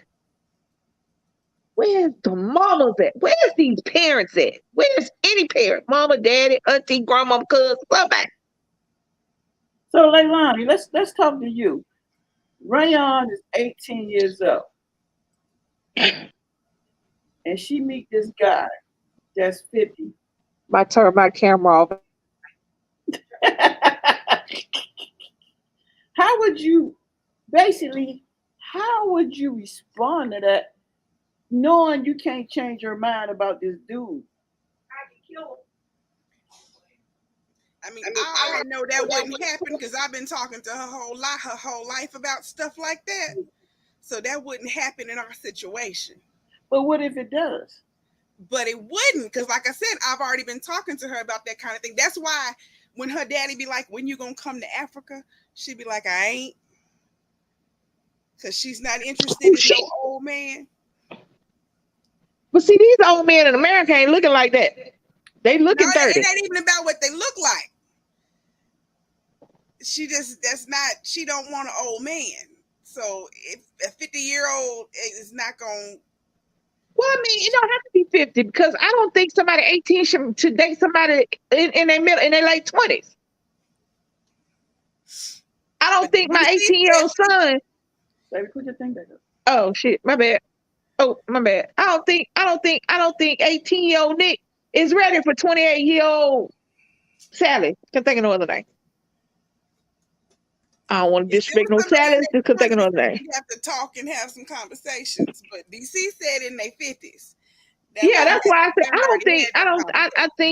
I think that we should all relatively date within our not just age range, but experience range. I guess I'm trying to figure out the word I'm trying to say. I don't think that teenagers, anybody with a teen still on the end of their age, should be dating somebody in their 30s. I don't think 20s should be dating 40s. I don't think 30s should be dating 50s. I just don't think that the older you get, you looking back at these kids going, you can't relive your old days by dating somebody young enough to be your child. I don't think anybody should date somebody young enough to be their child. If I could literally have had you, I don't think I should date you. But you can't relive your life through your spouse or through your girlfriend, through your boyfriend, and you can't relive it through your kids. You can't get back what you ain't get when you were supposed to be getting. I got what I was supposed to be getting in my younger days. You can't get it back. When I see, and I'm gonna use men right now, no disrespect to men, but I'm just using y'all right now. When I see these old, just decrepit men with these little young ass girls trying to get their sexy back, you can't. This little girl, now maybe she love you, but maybe she love your money more. Maybe she love your money more. You can't get your life back if you didn't live your life when you were supposed. If you didn't do 18, 19-year-old shit, you can't get that back in your 30s. If you didn't do 20, 25-year-old shit, you can't get that back in your 40s. Because now you 40 years old trying to hang out with some kids. You 30 years old trying to hang out with some teenagers. You 50, 60 years old trying to hang out with your children. Mm-hmm. Hell, in the 50s and the 60s, this is grandparents' age now. I'm old enough to be somebody's grandma. You can't get your life back by messing with these kids. I'm sorry. Just like somebody who is 70 or 80-year-old will call me a kid because I'm old enough to be their child. I call anybody old enough to be my child, young enough to be my child, a kid. I can't get my life back. If I didn't have DC, I would still be dating somebody DC's age. And I have dated younger. I've dated younger, like 7 to 8 years. And there was a difference.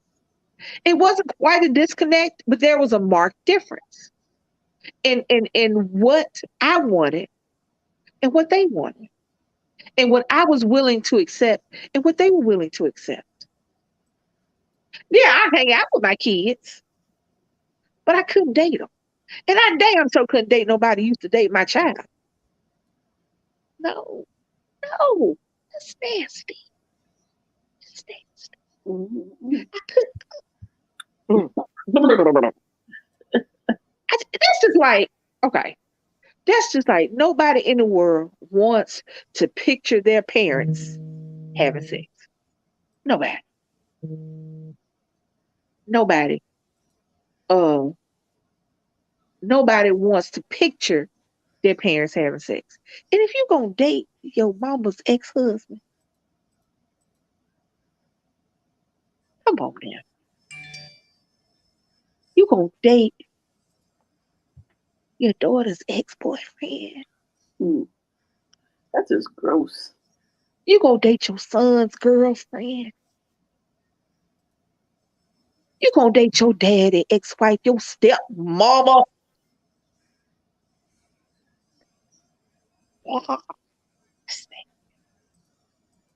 You got the cobweb and stuff. I'm not talking about the physicality of the situation. That's my grandmama said old people give you worms. So I guess right now we old people giving young people worms, baby. So you might not want to say that too many times. I ain't out there though. But that's right. We just giving each other worms. But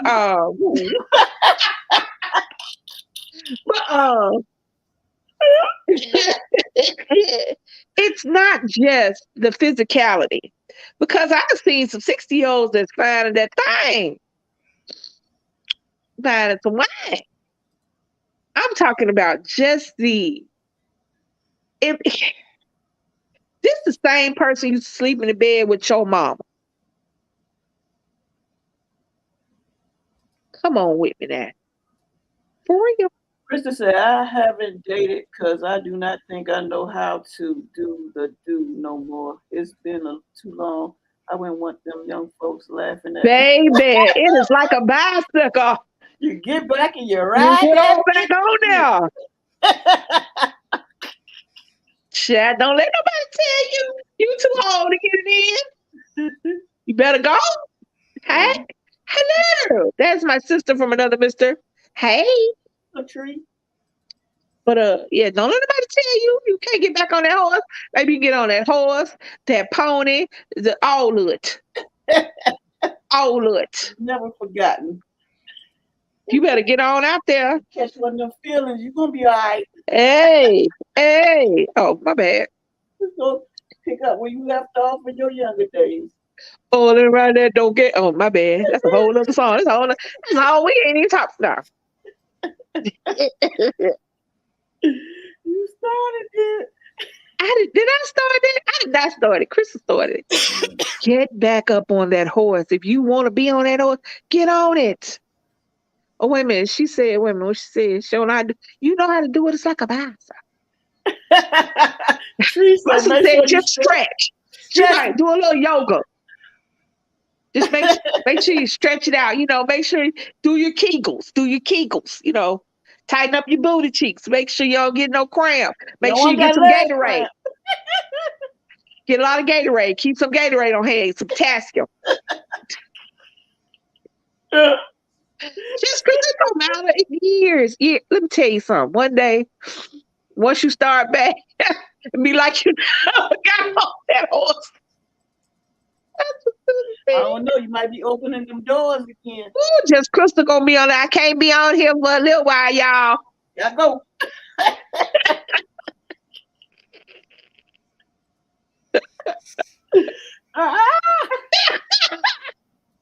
We were talking about something very serious. Look how y'all just nasty. Y'all did it. Nasty. It's been some years. That's all right. That's all right. That mean, you know what that means? That means when you do it again, it'll be like you're a virgin. Let me tell you something. Just don't get nobody young. They might kill you. That's another thing. I am 55 years old. I don't need nobody in my stuff for 4 hours. You better get what? I get somewhere and watch some TV. Sit down somewhere. What you doing? Look, I got a good 30 minutes in me. That's stretching it. That is stretching it. I got a good 30 minutes after that first one. Years. I can't go a day or two without the series. So you say years. What is a year? What? I got a good. Now, I'm not going to say I can't go several 30 minutes. I'm just saying I can't go 30 minutes in a row. Got like 30 minutes and I need a sandwich, some juice. Got to go to the bathroom. Got to hydrate. I watch some TV. I got to get my mind situated. Because, if somebody doing it good, they done scrambled up your brain. So I got a little brain. You got short bursts. That's it. I got a little, Got a little short, got a little time. You know what I'm saying? I need a little not intervention. What's it called? What's the thing called? Not a recess. Recess, hell, recess shit. I need to go stretch some more because I'm old. And y'all know I had this shit with my knees and stuff. Y'all know I can't have them all spread out and wide like that with more. Come on, that. Come on, that. She said, but used to be a hot mama. Now I'm just a cool mama. I used to be a hot tomato. Now I'm just somebody old, greasy, cool ass grandmama. Right now, I'm just interlude. Yeah, I need an interlude. Yes. That sounds sexy. That's what I need. Yeah. I need several of those. And shit, one of them interludes might end in a nap, but that's just. Everybody do that. Y'all look at my wife. She ain't saying nothing. I'm just sitting here. She don't tell the truth. Like to go long. How do we get there? Because we nasty. Shit, I don't know. What's the start of that? Because everything can't be serious. Everything can't be serious. I've been talking about serious stuff, and it's a good segue, because we old, and the people are not old. We're older, and people, as they get older, don't have sex as much, especially if they do not have a steady partner, husband or wife, girlfriend, boyfriend. People are not, now they have sex with themselves, which I think you should do. Don't be sitting over there denying yourself orgasms because you ain't got a boyfriend or a girlfriend. Porn is free. You don't even have to sign up for that shit no more. All you need is a good internet connection and about 20 minutes. Leilani got that face. Like, what? Sure. What? Yeah, I better get that stuff off y'all chest for some of y'all have a heart attack over there. Pent up. Not bad. I'm sorry. I think it's after you have kids, because you don't want to get caught, especially when you get older. Now, when they infants and they toddlers, you don't care, because they don't know. They don't know what that noise is. They'll be like told somebody, "Mama was in there fighting last night." I won. Solo runs are just practice, so that when you get a partner, you ready. Look, kids don't know, but when the kids get older and they know what you're doing, it's different. But the less you have it, the less you want it. I don't know. I think that's personal to each person. Yeah. I mean, because I'm not gonna lie. For all the ladies who have not hit menopause yet, let me give you this: your sexuality does change. Because before I started, when I had a period that made me evil, I had the thought process of a porn star. It's Friday, time to do it. It is what it is. But afterwards, I would do it because I wasn't averse to doing it, but I found myself not wanting to do it. I didn't have, like before, was like, ooh. Because before my baby walked by and I just, one finger, she know what that means. And I'd be like, hey, how you doing? And then afterwards, I was like, I still had the one finger, but it didn't mean the same thing. Just because I like to touch her. But menopause, the beginning of menopause will alter your sexuality for a little while. It does. You don't want it as often. For some people, it hurts doing it. They don't get the urge at all. Some women do not get as wet as they used to anymore. So you just have to. But once your stuff kind of level out and your body goes to that first shock of menopause, after that, I have found that it's hard to keep an old hoe down. Menopause can do so much. Before the old, you'd be like, hey, ask my wife. Wife? Yes. Ask my wife. I have hit menopause. No, not that. Women. I'm talking about me. Oh, yeah. I mean, because she walked by, I'd be, hey. You trying to touch me and stuff? I'd be like, what you doing? She doing it just how she said. What you doing? Ew. That's a whole different ball game messing with me like that. First of all, she shouldn't look good. She should be ugly. She was ugly. She shouldn't have to worry about it. Since she's not, I'm touchy. It is what it is. But yeah, menopause is the only thing that keeps people down and bad. Well, I can't do the doggy style like I used to. My knees won't allow that. But hey, there are other ways. I hate her so much right now. You gonna have me hanging out the window? No, my bad. Look at that here. My ears itching. That's just right there. I didn't want to stick my finger in, so something glass in it. Hold on. What she say? The only thing that keeps people down is bad knees and back. And do helps women libido when you're going through menopause. I don't. Oh yeah, it's supposed to. I didn't do none of that. I just rolled menopause out. I was thankful that it took the period, so I just rolled it out. My first hot flash. Let me tell y'all something. They come out of nowhere. You just having a normal day. I was just sitting in the bed. We was talking, and we were still in the apartment.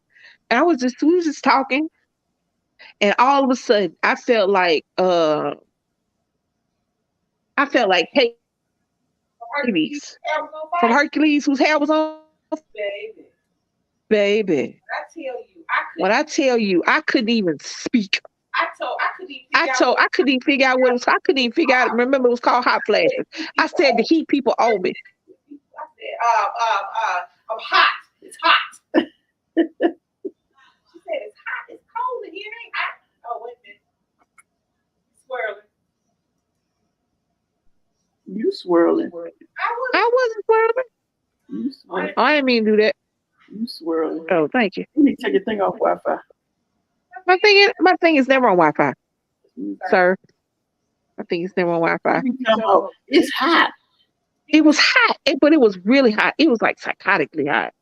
It was ridiculous. It was crazy. Leilani, you going through that shit? It was crazy. No. I didn't have a night sweats. I didn't wake up drenched with water. I didn't have none of that. I just had the hot flashes and the lack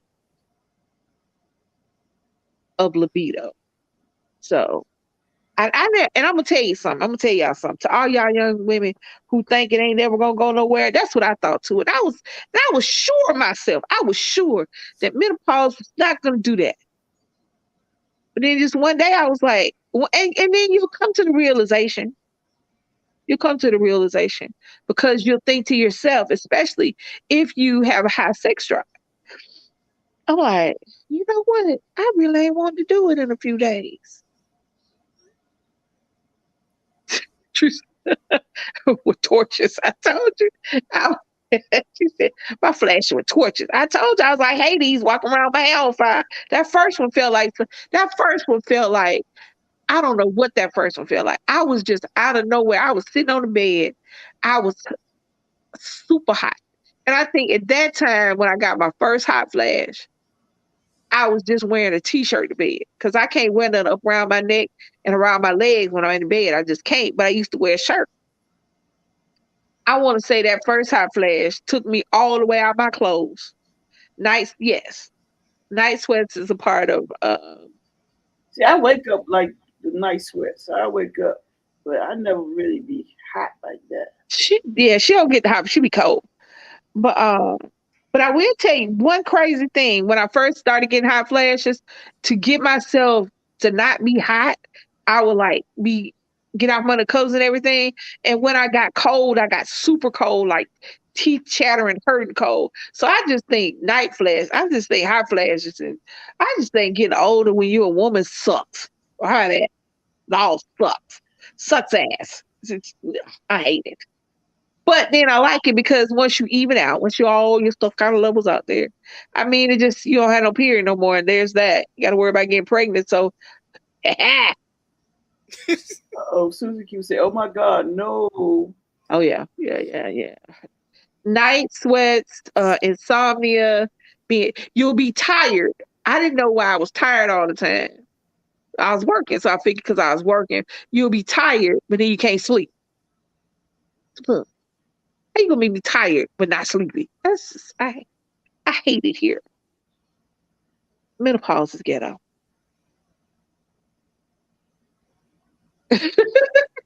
Susie, you may have premenopause symptoms. Eve ruined all that for us. Yes. Well, we used to run around naked with no problems. Now we got a period menopause. Why? Why can't I've said this before, and I don't think I'm explaining it right, but I'm like, why we just can't get older? Why we gotta get raggedy? Gotta go through all the motions. You know what I'm saying? Why can't just one day we can't have kids no more? Why we gotta have all this stuff? Why we gotta have, why you can't get older? I don't say you can't get sick. I don't say you can't fall and break your leg or your hip. I don't say anything like that. Why our bones gotta get dry from the inside? And yeah, they say soy is not good for you when you're doing that. So I don't know. Hello. We ain't supposed to have all the potatoes and bread and rice anyways. You can't eat nothing. You can't drink nothing. You can't put nothing. You can't do nothing. All you can drink is water. All they ever say is drink some water. Water don't taste like nothing. Coffee bad for you. Sugar bad for you.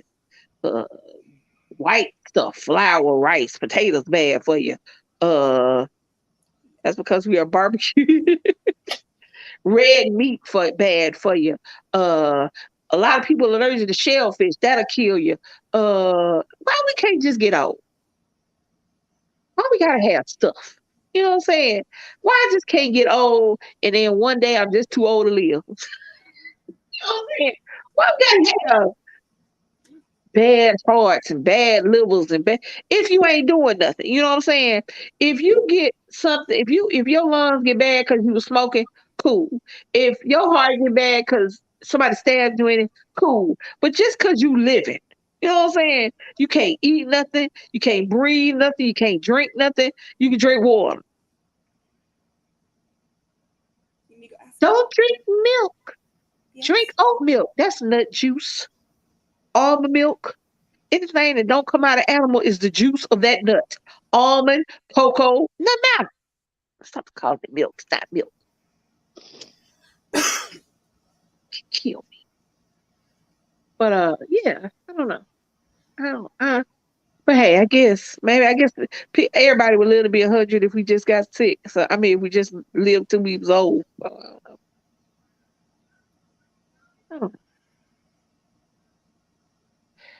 Lack of sleeping from the night sweats. Yeah, but you also menopause does insomnia, headaches, all that stuff. Freezing. My house was a freezer in the winter in order for me just to be cool. Yeah. I had a fan on. Sleep 1 foot up under the covers. I don't know. It's just something you can't sleep without covers under you. I can't sleep without covers and I still be hot. So I put something. So like now I've come to sleep in with a light blanket because I can't sleep without something on me. During the summertime, during the wintertime when it's cold all the time, I can sleep under the regular blanket. But I think now I should be all right because I really ain't had them hot flashes. So you better knock on some wood. I said, first of all, why are you over there?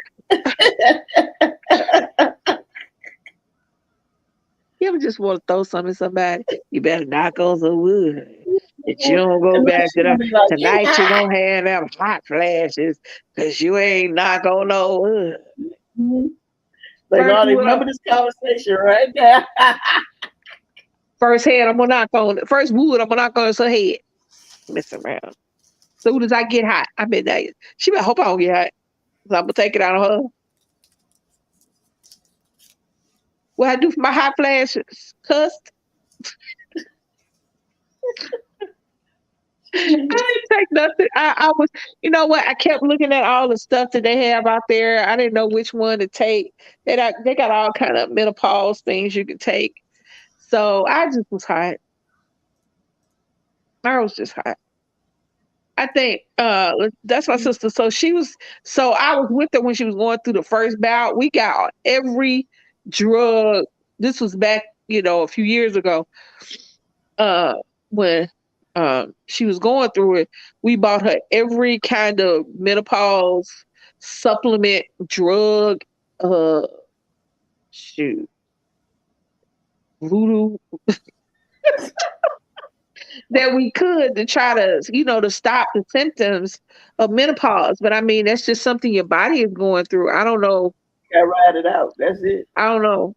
It may work for some people. Some people say it does work for them, But but it didn't work for her. But I mean, the different things may work for you. Now they got the little they got the air conditioning fan thing that you put under the bed. Put the foot of the bed and the air goes through the sheets. Yeah, but my thing is, if you sleep with somebody who ain't going through menopause, they got to sleep in a sleeping blanket, in a sleeping bag, sleep in the bed with you. Cause like I'm serious, but you get out there, you will call on whichever God that you think you can get to answer your prayer sometime when them hot flash hit you. Cause hot flash hit you, you be like, is this hell? Hot flashes will make you go straight and narrow. Cause if this is hell, I'm not. No. But hot flashes, see, cause people be like, I love the winter. I love the summertime. You know what? No, I like fall and winter. You know why? Because I can always not go out the house. I can always put on a sweater and a jacket and some gloves and be warm. You can't take off your skin. And you still hot. And you still hot. But I said that I was going to my life, and that was when I was pregnant, and I thought I was going to die. My best friend said HRT. I'm gonna look into that. I know what it. I think I know what it is, but I'm gonna just look it up. You can't take off your skin. Hey, Crystal, you can't. You can't take it off. So that's why I don't like it when it get hot. Now her boyfriend be telling her he's too tired. Hey, Crystal. Hey, you know what? I told you, it comes back. Even if you don't do any therapy, it came back for me. So it does come back. So I'm just warning all the ladies. To my ladies that are under 35, I'm warning you about one other thing. You know how they used to always say that a man's sexual time and a woman's sexual time are two different ages. They say men are in their late teens or early 20s and women are in their mid 30s. What is it called, Leilani? I thought women was in their 40s. No, the sexual thing, it starts in your mid 30s. It's a time that when you're hypersexual, your puberty or whatever. Yes, Crystal, when I turned like 34, going to 35, I was like, I had to stop myself because I want to have sex all the time. All the time. I mean, all the time. I mean, yeah, sexual peak. Thank you. But I couldn't think of that for the same my life. Right around 37, Crystal. Hey. That's when it was like, I felt bad for somebody who didn't have a boyfriend or just a steady sexual partner because everything, I was like, good night. Blessed assurance. Well, it all stopped because at 37, I got pregnant with Nick. So, but there is a sexual peak for women, and it is not the same time as men. It is your mid-30s. It starts your whole phase. But by then, you grown, so you ain't got to worry about it. Well, if that's when it started, I was all by myself. Say what? I said, if that's when it started, I was all by myself. Well, I mean, it's not for everybody. These are just generalizations. What's up, Crystal and Robin, Bondi? I had heard it. I had heard people talk about it, but I was like, nah, I'm young people. Yeah, sex. But the reality is a sexual quality I had as a young person. It's not the same as an older person because, like I said, experience is the beast. I was thinking about being a quiet hoe. Well, be a quiet. You ain't got to be a loud hoe. Hey, Crystal, you need to get up on the panel and explain that one. Be your own hoe. Don't worry about what nobody else think. Don't worry about what nobody. Excuse me. Don't worry about what nobody else think. Don't worry about nobody else. Be a quiet hoe. I want to know Loud how hoe. does that work? Long as you're a happy hoe, it don't matter. Hold on, y'all. I got to get to work. How does that work? So nobody knows she a hoe. That's a quiet. Leave me a little quiet. But it is almost 2 hours, y'all. We good. Oh. I want to see if Crystal gonna come up here and explain how to be a quiet hoe.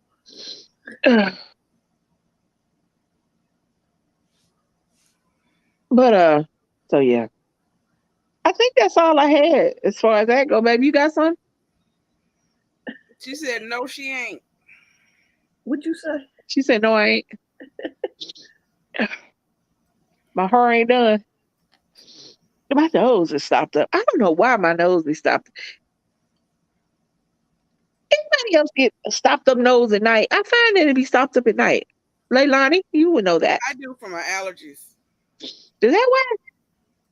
Early in the morning and late at night as my nose. Yeah, when I wake up, I don't need to blow my nose, and at night, like right now, I feel like I'm congested. I don't know why. I think that's like when the dew, you know how you get the dew on the grass? I think it's whenever that dew start falling, that's all that pollen. And that's when it happens. Oh, dust. Oh, I do dust in the air. Because my nose has got stuffed up for some reason. But yeah, I think, have I talked about everybody? I think you covered everything. The main thing was about the guy on the bus cursing out the kids. That was the main thing, you know, because that was just beyond believable for him to do that in front of all those kids. And you got kids on that bus actually crying. That's crying because they probably not even accustomed to that. You know, they wouldn't. Some kids probably never been around that environment.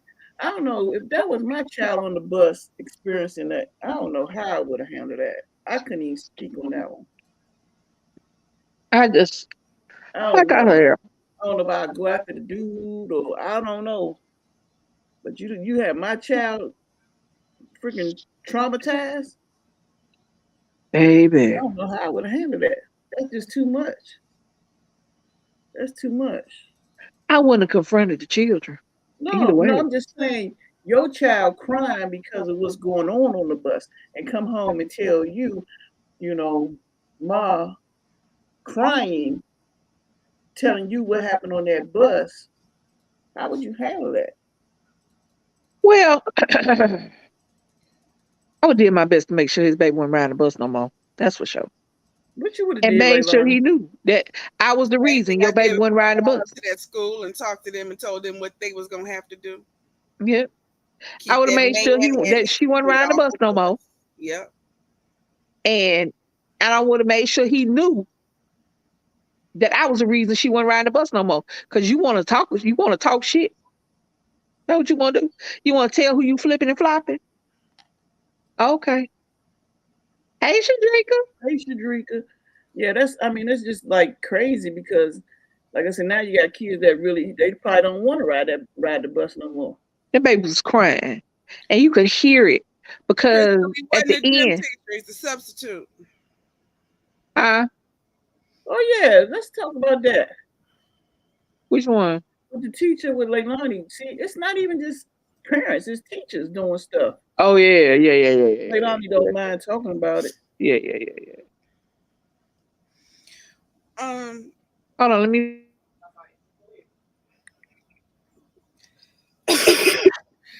Well, Jalen was at school and what I thought was the gym teacher, it wasn't a gym teacher, it's a substitute, made a comment that shouldn't have been made about a child.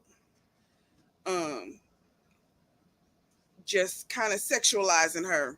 You know, oh, she thinks she's cute because she got that haircut, but she's not that cute. Or she's not that, what do you say? She's not all that. She's not all that. And I had a problem with it.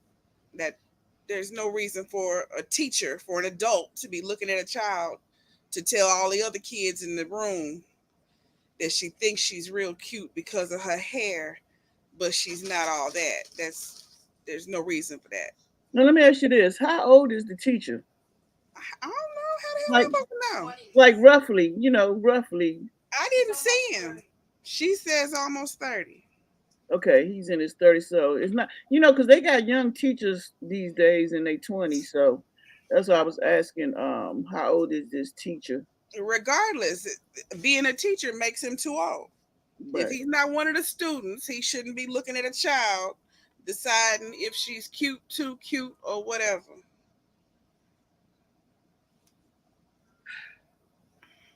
But he's a substitute. He was not her teacher, and he wasn't her teacher no more after that. Although they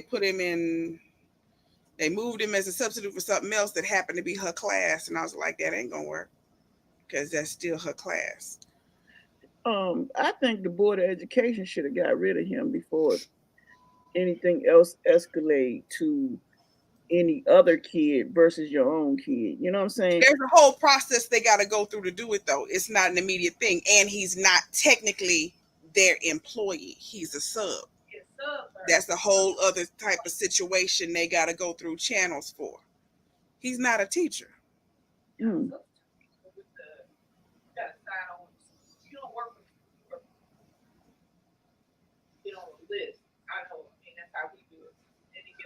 Unmute your thing. Unmute your thing. Unmute your thing. They could be in your school today, my school tomorrow. So it was a good possibility she would have never saw him again. However, it didn't matter. Yeah, the Arie I don't remember if I did. Yeah, you did. I did. Crystal said, was he black or white? You started off with him because I said he looked like the penguin. Oh, yeah. No. Tiffany Haddish and Arie Spears. Now, because Arie Spears opened his mouth, now they're dragging Tiffany Haddish out the woodwork. Oh, you didn't talk about that video. Yeah. Hold on. Wait a minute. Black or white, Leilani? 1 second. Yeah. He was black? Yeah. First of all, let me say this. Let me say this. They got what, man? Let me say this. No, I talked about Arie Spears talking about Lizzo. I didn't talk about Tiffany Haddish and Arie Spears. I'll say something about that in a sec. Because this kind of goes with what Leilani went through. The reality is, it doesn't matter what he said. Why was you looking at her? She what? How old is she? 12? 13? She'll be 12 in October. 11. She's 11. She was cute. All kids are cute. What the hell are you looking at? Exactly. Mm-hmm. So the Arie and what Shadrika said. So I talked about Arie earlier and him being irrelevant for a very long time. But now, because he decided to make his name relevant by doing what he did, it is now bringing to the attention. People always say any press is good press, all that stuff. But the reality, some press can be bad for you. So it was a skit that him and Tiffany Haddish did. And the gist of the skit was, be careful who watch your kids. Don't just let anybody watch your kids. One, understand that the people in the skit, there were actual kids in the skit. There was a 7-year-old and I think a 14-year-old. And now they're adults because this was back before Girls Trip, before Tiffany on Girls Trip. She was on whatever that little comedy thing she was. I haven't been able to see the video, the actual video. It was like Comedy or Die or something. I forget what it was. But anyway, the gist of it is that this girl had this boyfriend and letting him watch her kids, or this girl had this dude watching her kids. It was her uncle. Her uncle had this guy watching her kids, and he was a predator. And he was watching the kid. It's supposed to be a skit. It was supposed to be something funny. Now, let me start this to say this. Like I said, comedy is subjective. What I find funny, others don't find funny. But even if I don't find it funny, if there's some humor in it, I would be like, oh, okay, I see that. if you're making a skit or a prank or something that you want people to laugh at somebody, that's not funny. So the skit was just made incorrectly. It had him staring at the little boy. Now this was an actual 7-year-old. In his This was underwear. this was an actual child. This wasn't a young actor. This wasn't a teenager playing a 7-year-old. This was a 7-year-old. And from what I understand, because I read it, I didn't see the skit because I haven't been able to find the skit, the video of the skit. But what is the skit name? I don't know. Be careful who you let. The eyes of a predator. Huh? The eyes of a predator? Through the eyes of a predator. Oh, through the eyes of a predator. So I haven't been able to see the skit. So, but from what I understand, the skit went on. And by the end of the skit, the little boy was lusting after the uncle. That was the problem. It wasn't just the uncle was being the predator. It was by the end of the skit, the child was, they were acting like the child was attracted to him. And I think from what I understand, if I read correctly, the little boy was even rubbing on Arie Spears at some point. And what I saw, I never saw a little boy touch him, but it has Arie Spears holding a newspaper, and he drops one newspaper, and there's holes cut out, so he's staring at the little boy sitting on the floor in his underwear. Oh, that's all the boy got on is a pair of underwear. And he's watching this little boy play, while, thinking his dirty thoughts or whatever. And then there's another one, Tiffany Haddish has a little boy in the tub. So now Arie Spears is watching the little boy in the tub. And then at the end, because I don't think I saw the whole thing, because I never saw the little girl, but supposedly there's some stuff with a little girl too. Yeah, the girl was 14. That was a brother-sister duo. Yeah, the other part at the end, the little boy is sitting on the floor, still in his underwear, but Arie Spears is sitting at a table, and the little boy is now looking at him through a comic picture with the holes, looking at Aries and his drawers.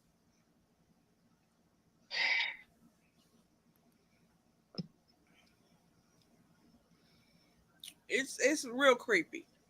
And that's just the few little clips that they showed on what I was able to find.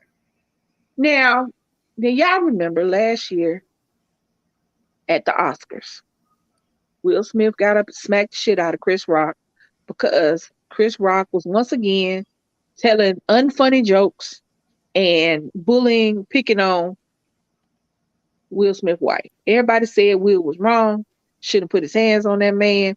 And we was telling y'all that all jokes ain't funny. And just because you're a comedian, that don't mean you don't run the risk of getting your ass smacked. And here's another example of how comedy, just because you're a comedian, that don't mean your shit, that's not funny. If you wanted to make an ironic skit, hey Edible, if you want to make an ironic skit about not having your kids around everybody, that's fine. There are ways to do that. You do not sit first.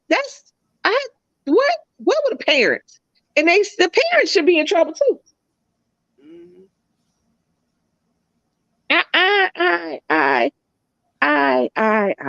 Baby. I don't understand. I don't get it. I don't get it. Now, Tiffany Haddish just got through making a movie. Tiffany Haddish has been making boss moves, and in the drop of in a moment for an unfunny skit with a has-been comedian, you about to be canceled. You about to be asked out. Now, I'm sure you got enough money to where, that won't fiscally bother you if you did your money right. But ain't nobody going to want to be bothered with you. Ain't nobody going to want to deal with you. Be careful what you do out here. Be careful what you think. Come on. There's nothing funny about making a joke about a child predator with an actual child. There are better ways to tell these stories. Oh yeah, I want the parents too. I always want to call out the parents because at the end of the day, who said okay? Now the problem here is that they tried to sue them earlier, and I think they got a payout of a few hundred, a few. I don't even think it was a whole $100,000. I think it was under $100,000. But every time the parents of the children tried to sue, they dismissed it because other than it being inappropriate looking, supposedly nothing inappropriate happened. And what they wanted to do is the same parents who took the money for them kids to be put on camera in the first place, they were like, well, why did you say okay? If you thought it was so inappropriate that now you want to sue somebody because they got money, why did you let them be on camera in the first place? People don't understand that implied situation. When you do that, don't come back later on. As far as the court system look at, now the real world, even if they didn't have a right, it's not funny. It wasn't a funny skit. Like I said, Britney Spears ain't funny. And Tiffany Haddish wasn't all that funny in the beginning. Quiet as it's kept. Need a mini cam and your kid just to watch over them. Yep. Just quiet as it's kept. Tiffany Haddish wasn't funny in the beginning either. I don't really get off on her stand-up. I like the characters she portrays in movies, but those are characters written for her. But I mean, I like that Tiffany I liked that she was doing more than just comedy, which is just like anybody who has a niche, find something else. Like Cop be having. Wait, what? Hold on, I must have missed something. Oh yeah, like the cops be having, yeah.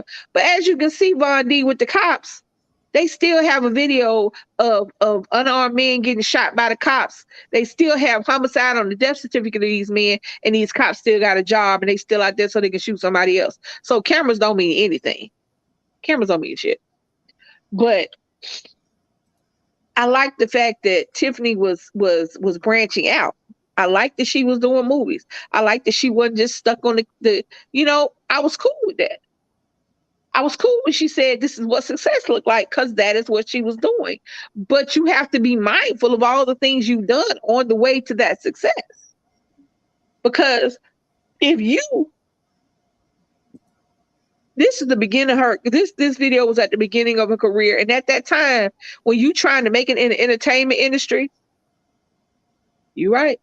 At that time, when you try to make it in the entertainment industry, people will do a lot of stuff. That's a lot. If somebody says they're going to pay you and you're going to have a video and you're a comedian and you don't think, and something you might not have thought of, something you might not have done, but I'm going to take this money, I'm going to take this exposure.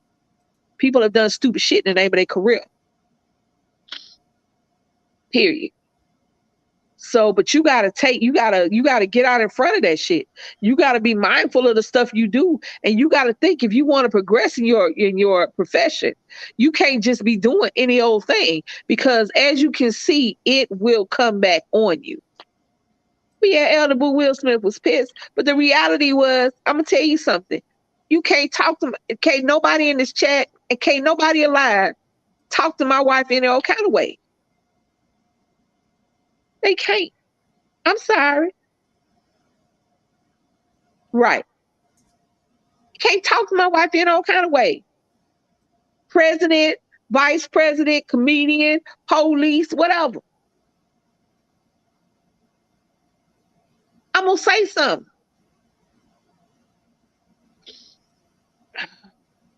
I'm just saying. I'm going to tell you, I'm going to get up. And depending upon who you are, I might get in your face when I was younger.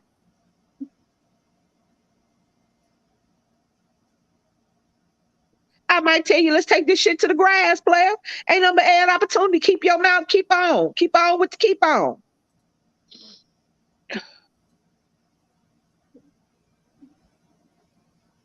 I didn't either. I didn't I see the skit. And I don't I necessarily didn't think I want to I didn't even know nothing about that. This was came out. tell you the only What reason this happened? came out.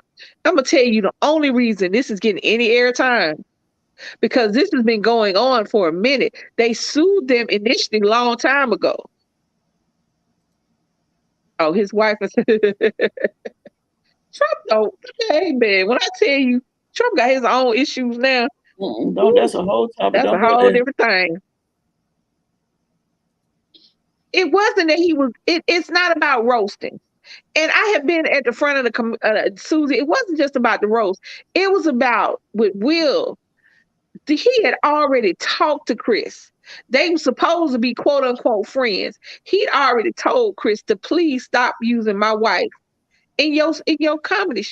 Please stop using my wife because Chris Rock wasn't calling her G.I. Jane and all that stuff, but for jokes. And y'all remember back in the day when G.I. Jane came out, that wasn't a compliment. When nobody calling women short. I got called G.I. Jane one time when I first got my hair cut all off. That wasn't a compliment. That was calling somebody gay. That was calling somebody want to be a dude. That was you was calling somebody, it was derogatory. And that's what Chris Rock is our age. So that was Chris Rock was doing. That being said, if I told you don't keep talking about DC.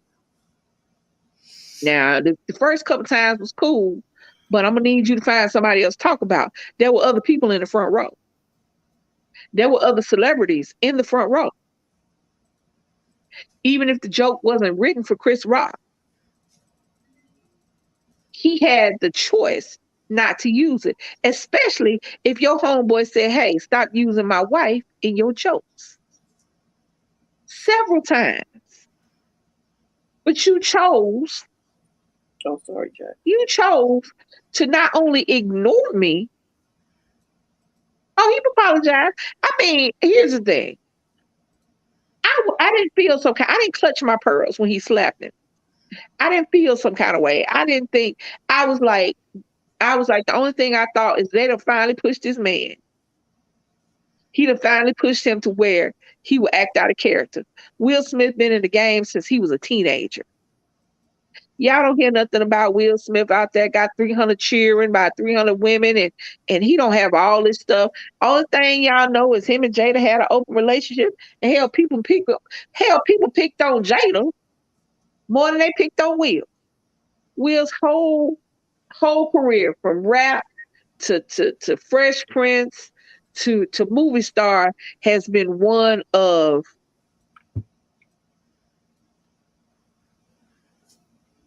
well-spoken, well-mannered, decent dude. Decent dude. So that was out of character for him to get up on nationwide, worldwide television in the middle of the Oscars and make shit out of it. You can't sit up there and know when somebody's going to have enough. That being said, it didn't bother me. Never thought Chris Rock was funny. Chris Rock has always been problematic. He's always talked about women, and he's always been derogatory. And I never thought he was funny. So, if a movie and Chris Rock is in it, before this, I wasn't watching no movie with Chris Rock. I wasn't checking for a Chris Rock comedy show. I played on my phone. If baby was watching, I'd be over there playing on my phone. So it is what it is. Elder Boo said everyone told William all the way together, even Tyler Perry, P. Diddy, some other actors, celebrities, everybody got Will Smith together. They say even Bishop T.D. jokes. I'm just saying. His name is Willard. He said they have been messing with his family for years. Will did that. What's that laugh that you do? You did. You didn't see him laugh. You saw him go, ha, ha. Oh, yeah. You saw that I'm getting ready to fuck this nigga up laugh. That's what you saw. That's that laugh for him getting ready to fight. Mm-hmm. That was that. Some people laugh when they get, I don't know Will like that. He's not my homeboy. I just saw him on TV. All I said is I was fine with it. I mean, that's just my personal opinion.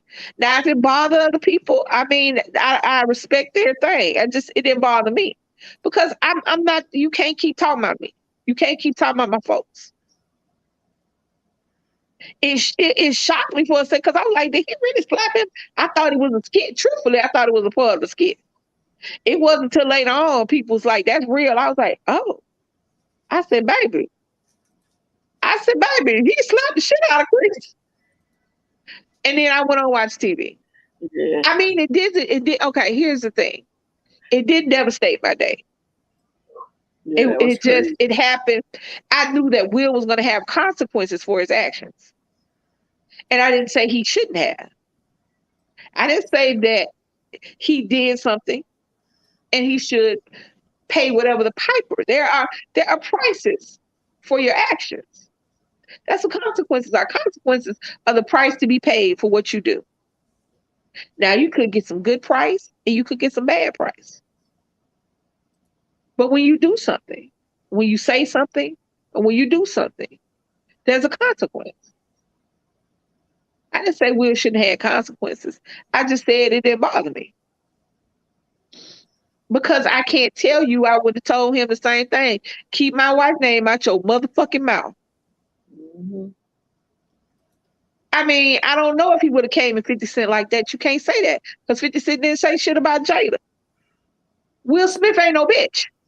I don't know why y'all think because somebody big and yeah, people keep saying 50 Cent. It's a whole lot of people he probably wouldn't went up against. But I mean, they weren't saying anything. That's what I'm saying. Give me y'all. I don't know why they keep poking. But Will is trained to do stuff. Will has been doing his own stunts and fighting for a long time. He actually learned how to box when he played what's the thing? Ali. He's an actual boxer. He learned all that stuff. Now, I can't tell you he wouldn't have went up against anybody. I just know that he went up, he smacked him and sat down. He didn't punch him. He didn't shoot the cag to him, and he just smacked him and sat down. That's all I'm saying. Yes, we agree to disagree. I'm just saying that actions have consequences. Chris had been told not to talk, not to use her in his show. Please stop talking about my wife. Talked about multiple occasions. He didn't. His consequence was getting smacked at the Oscars. Will smacked his ass at the Oscars. Will's consequence against smacked at the Oscars was he lost bookings, he lost money, and he can't come to the Oscars for I think 10 years or something. They're consequence to the actions. People weren't fooling with Chris. I mean, with Will when he first came out, even though it was Will Smith. So he lost stuff. Now Chris Rock turned around and did some more dumb stuff. They asked him to be the host for the Oscars again. He said he declined, but then he doubled down and said, I don't want to be like what was Leilani? O.J. Simpson. What's her name? The wife?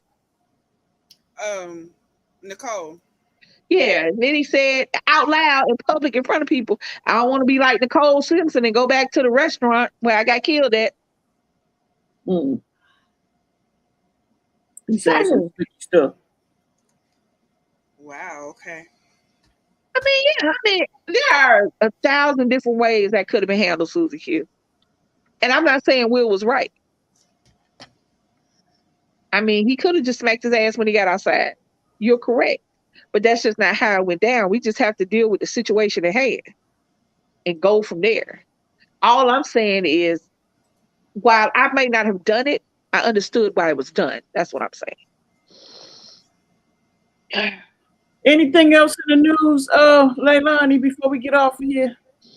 I think we covered up a lot. Ask the audience. I don't know.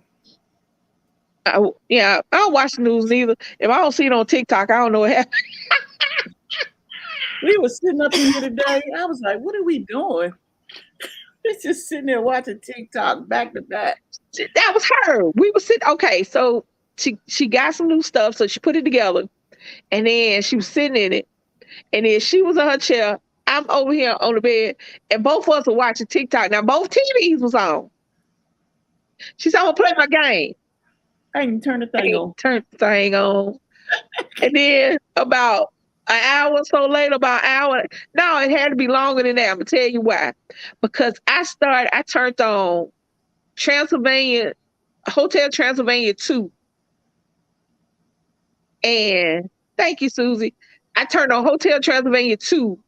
And then the whole movie ran through.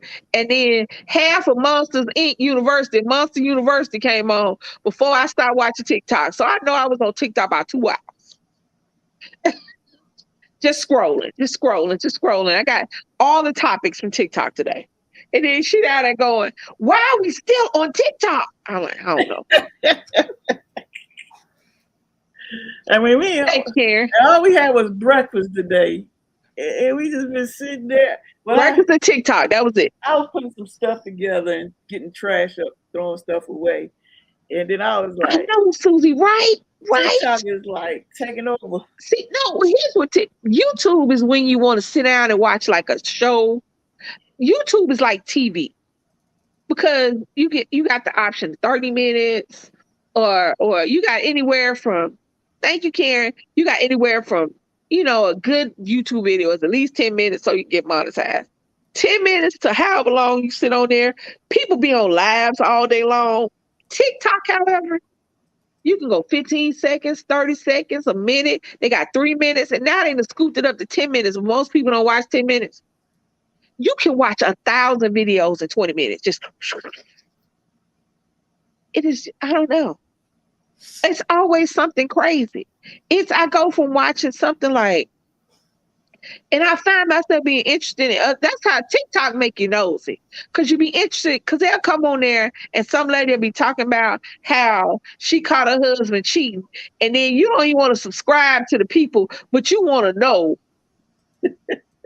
what the hell she did after she caught him. Because the minute the video ain't but like 30 seconds to a minute. So, and then you go to them people and then you hit part 2. And I'm like, oh shit. What happened?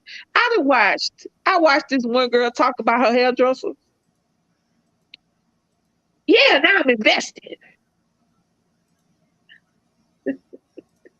Just got home from eating Burger King. TikTok will have you all night.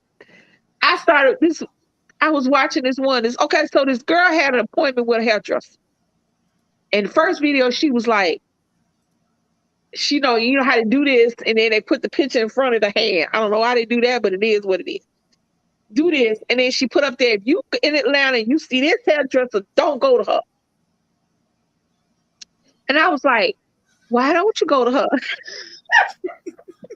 And she told the story. She was like, I got a text message this morning. Then she put the text message up there. And I'm sitting up there going, for real? She said, I know you have an appointment at 3:00. I need you to change your appointment to 10:30. She said, I got a text back. Are you telling me or you asking me? She said, well, I'm telling you. And she was like, telling me. And I had to know why. Or the other day, when I watched the lady kept coming over to this lady's house and ringing her ring doorbell, just going, this the lady. Ring, ring, ring. Oh, shit, every time I touch stuff. What happened? Stop touching stuff. Put that clear out there. Anyway, ring, ring, ring. That's how she was doing. Ding, ding, ding, ding, ding, ding. Open your door, open your door, open your door. In the ring thing. And I had to know. And I had to go to the like page to see.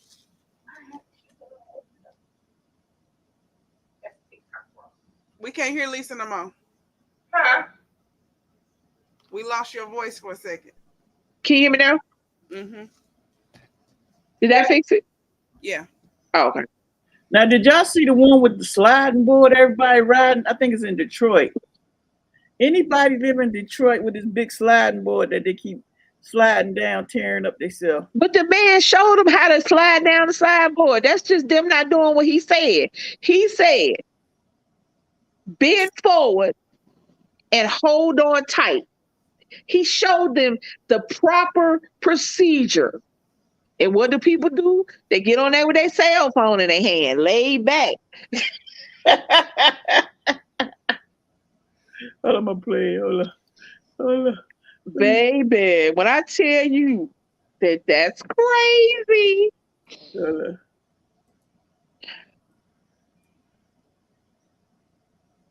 That's the proper procedure. Look, he ain't fallen out his thing. See, look, he slid on down just fine. He told y'all how to do it. Now watch the rest of these people.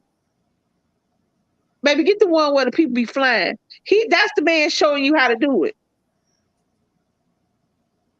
All right, hold on. Now find the ones where people didn't want to pay attention to what he said. Now see how he came on down the slide? He had one little bump at the end and he slid on into the thing, into the fence. But he didn't hurt. Well, no more hurt than that little bump did. I'm busy watching it, my bad. And he didn't hurt and he didn't get no, you're gonna get some booty bumps when you hit that slide. Watch it. Look, that's how they look when they get up. Watch it. Watch this shit.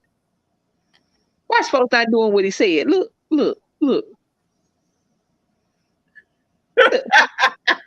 Nobody want to do what he said do. Look.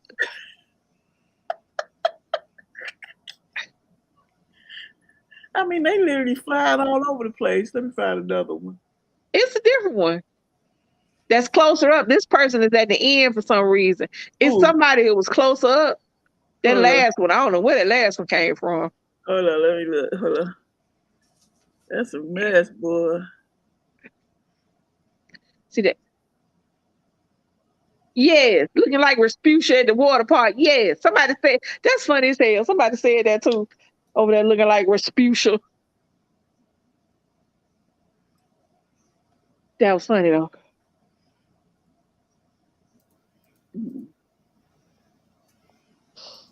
Ooh.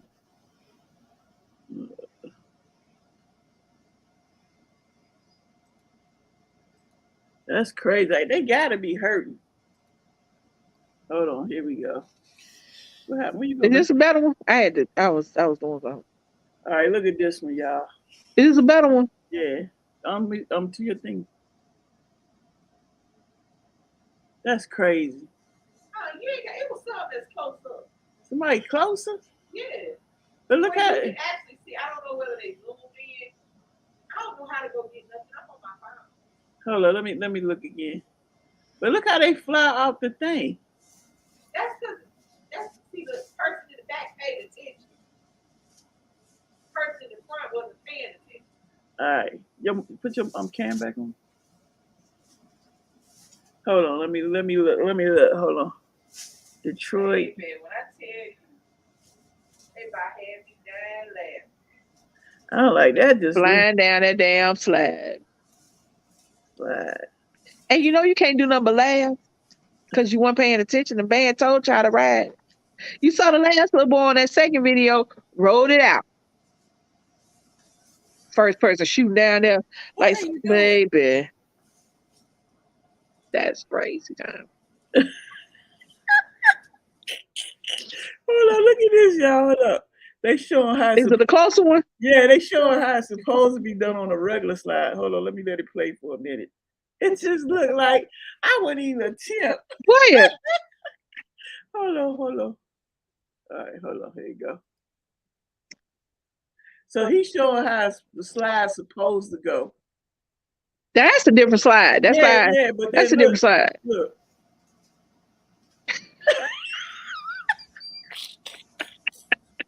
Look at that last one.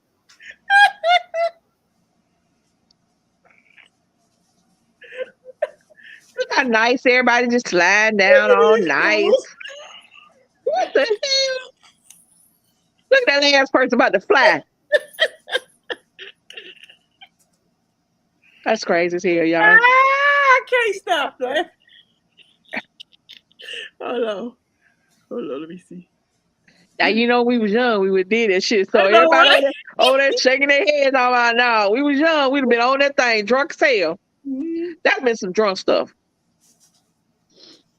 Arie, that'd have been some drunk stuff. That is crazy. They gotta be hurting. I don't even know. I be wanting to do that shit though. Sir. That's not the slide that was on the schoolyard. No, the slide. See, first of all, these young kids don't know about a real slide. Cause I'm talking about that metal slide, that long ass metal slide that look like a long ass cookie sheet. In the South, in the summertime, and we used to ride it. All you smell was cooking ass, fat ass children just sliding down the side, smelling like bacon grease and fried chicken. Y'all know the slide I'm talking about. Smelling like bacon grease and fried chicken out there. Cause as soon as your ass hit that slide, all you heard. See, he's showing it how you go down from going down. Let me show you. Oh, hold on. He's showing it how it go down, like with the camera the opposite way. See, that's that guy. He's showing you how to go down the slide. Hey, family. But nah, these ones right here. Don't nobody want to listen. Look. Hold on, look. This shit. Look at that last one. Look at that last one. The last one almost took off.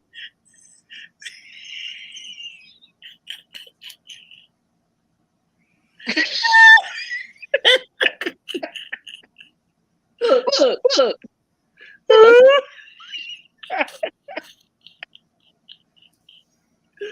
Wait a minute, hold on. Oh my gosh, I couldn't do it. I had to go by myself. You can't go by yourself. You need somebody there to help you. Look. Arms all out. Look. Somebody lost the hat. That was a child. That looked like a child for real. That was a child. Hold on. Ooh, what? Ooh. Damn, somebody came down on their head. Is the last person alive? What the hell? Them is cheering. What? It was closed after it opened. Look. That's why when I saw it, I said, that's when you tired of being a parent, you go take your kids to get on that. Go ride that ride. Wait a minute, hold on. Okay. Oh, that last one timed out. See, look, he rolled it right. Like I came down right. Anybody live in Detroit? Y'all need to go experience this for me. Oh, they said they closed it. I'm sure they did. Somebody said, who approved this? Broken tailbones were there? How many broken tailbones were there before they closed it? Look, what the hell? Let's read the comments. Oh, look.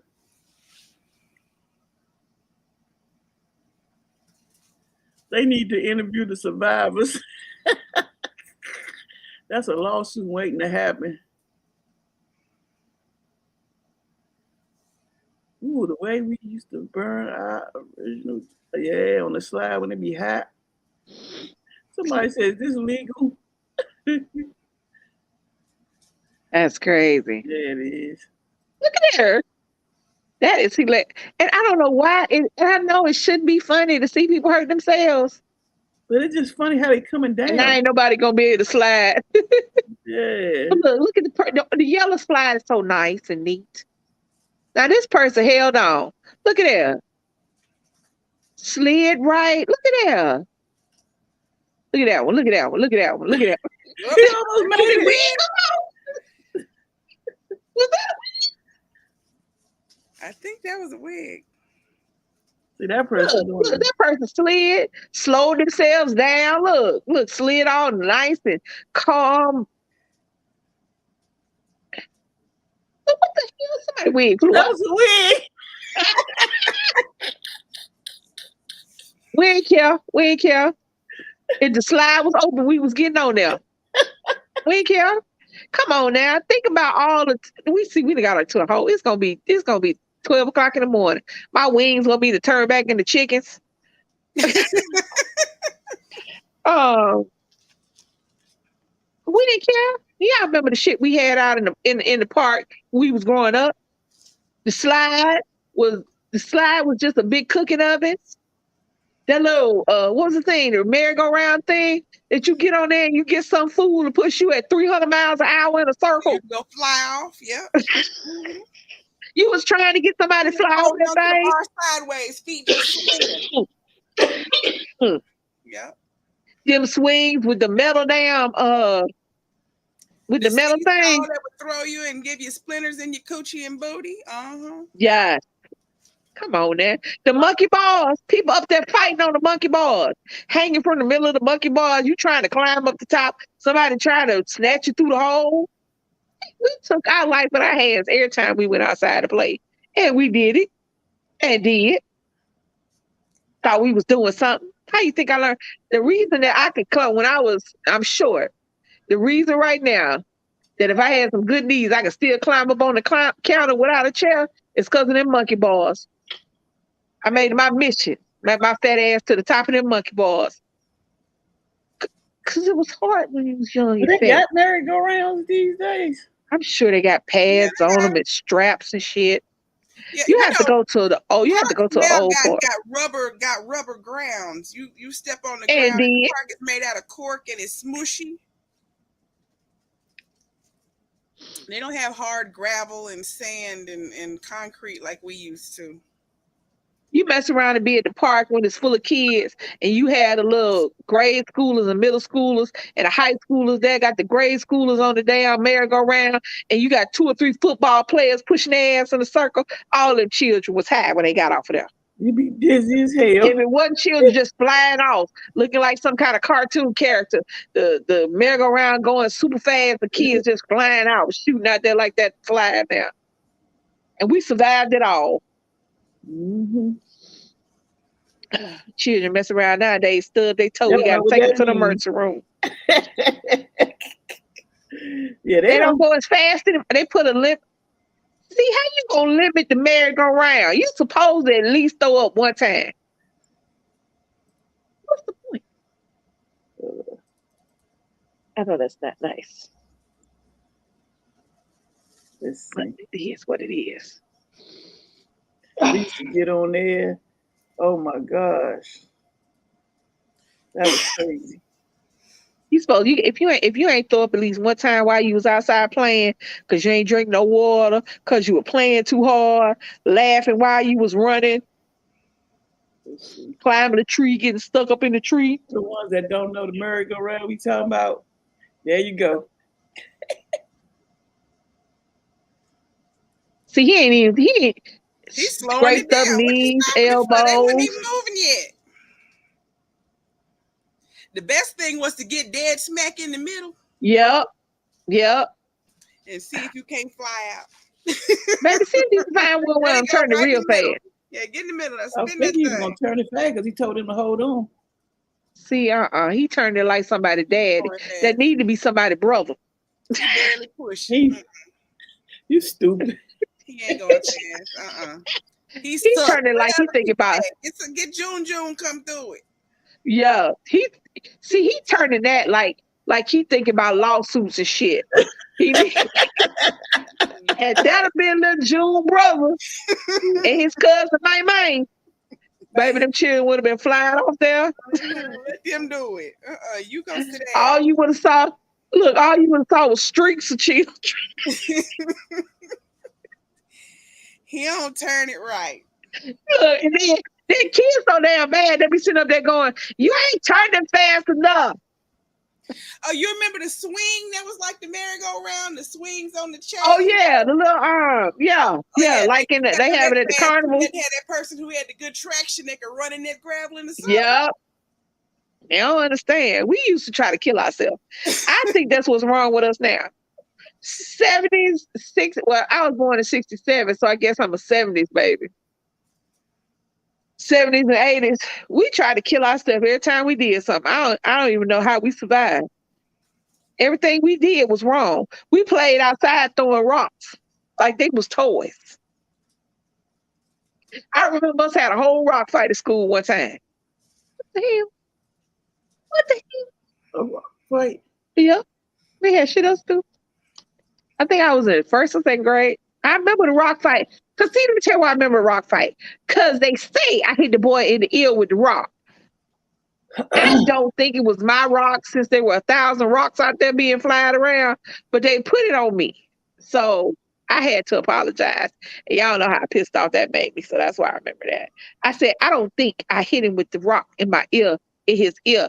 Everybody was throwing rocks. Why he picked me out? Because, yes, this is how I talked when I was a kid. So I got in quite a bit of trouble with my grown ass. Because I talked a lot. You couldn't just tell me that. My attitude didn't start in high school. That started way in grade school. I don't know where I got the attitude from. My grandmother was she was a very quiet, demure little Southern black woman who didn't have any of that stuff. You know what I'm saying? She had this, we don't do that. And then hear my loud country game. They were like, yeah, she talks a lot. Oh, well. My grandmama always had my back. Latricia, you was wasting honey. Look at these fools. Hold on. They got a motorcycle beside. Yep. Look what they doing.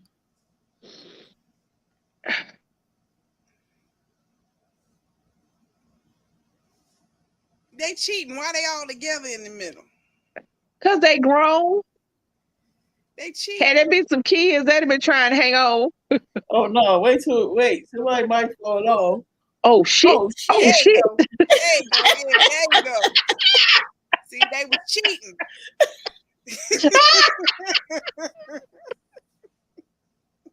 Damn.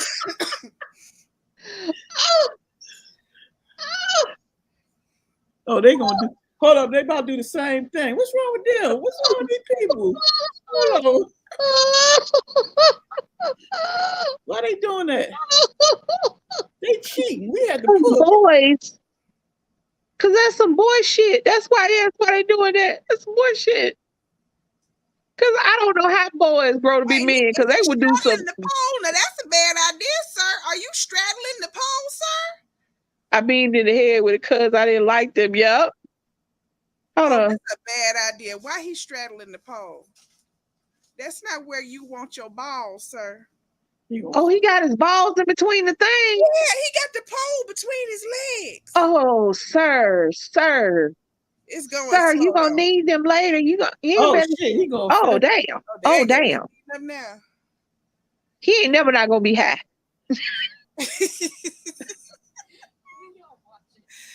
I want to see him get up. Why they don't show that part? Maybe they're gonna show him standing up. Hold on. Don't turn it off. Not me, it's them.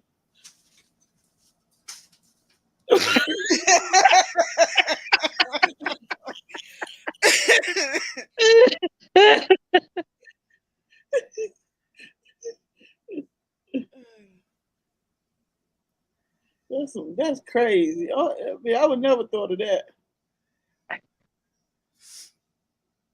least he had a helmet on, huh? He's still trying to figure out where he is. That's crazy. Because I'm going to tell you, when I was working at Buffalo Wild Wings, and during the day, for whatever reason, we could only have sports on TV. On all 66 TVs with some variation of sports. So they used to have extreme sports. And I used to sit up there and watch that shit. And I'm like, how do men grow to be adults? Because they will make a sport out of anything. We're going to build something that can help us fly and see if we can make it fly over the water. Okay. Why don't you just get in the plane? No. We're going to take a bathtub, stick some wings on the side of it, put some wheels on it, dive down this really high ramp, and then we're going to jump into the water and see how far we can make the bathtub fly. What? Bathtub. What? We're going to see if somebody did that. How about we going to ride a dirt bike over man-made hills of dirt? I know my neighbor's over here, like she having a party up there later. Hello. My boy, look at the face. Say hi. Look at his face. He over there like, look at me. He like Chewbacca. He like a baby Chewbacca. He does. Once his color changed, he turned into Chewy. He like Chewbacca. He just got black right here, just in this one little spot. He look like Chewbacca. It's all right. There you know, Billy, sitting up here with me. Look what you just said. What?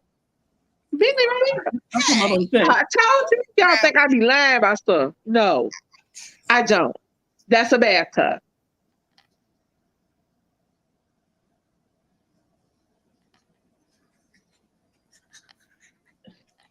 Really? Why? Why? Just why?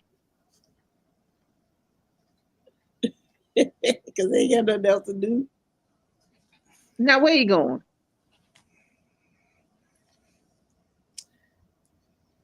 So he connected a bunch of what you call them things? Hover. What you call them? Where you going? Get off the You keyboard. can't do that in DC. They're gonna shoot them down. Well, DC is all of DC is a no-fly zone. You can't fly shit in DC.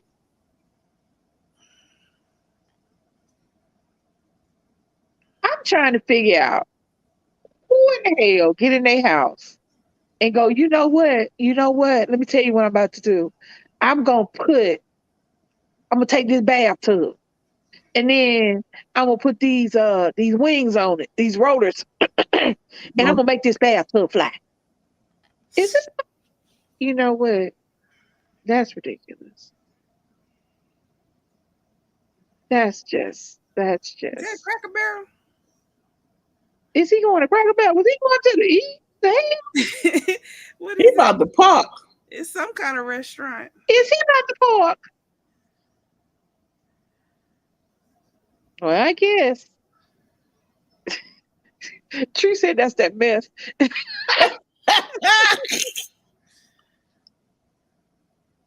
Now I know good damn well. It's a deli That's crazy. or a bakery.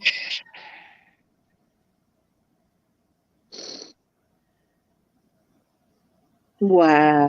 You ain't gotta worry about no. Well, shit. The way gas prices set up, You ain't gotta worry about no traffic. I ain't got to worry about gas or traffic.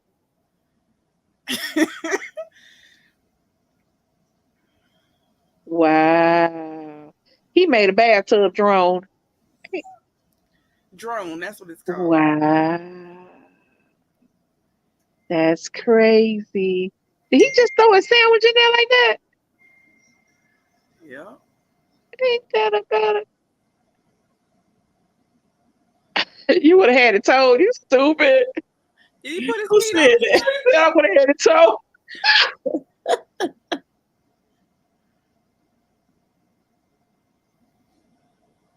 I'm about to go build one of them.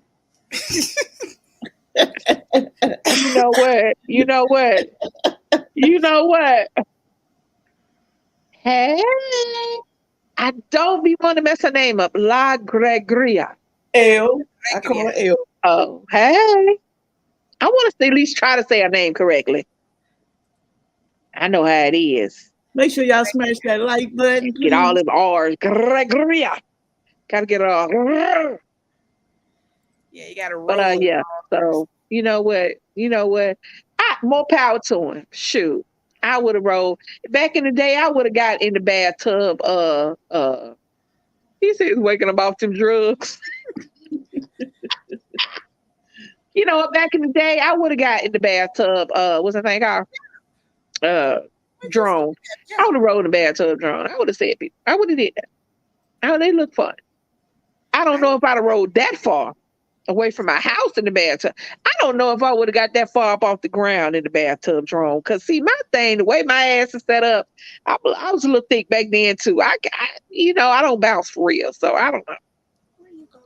This fool said waking up off them drugs. You know, he was on something. Probably did some mushrooms. He was in the bathtub. And he said, "Oh, I'm gonna make my bathtub fly." Ah, baby.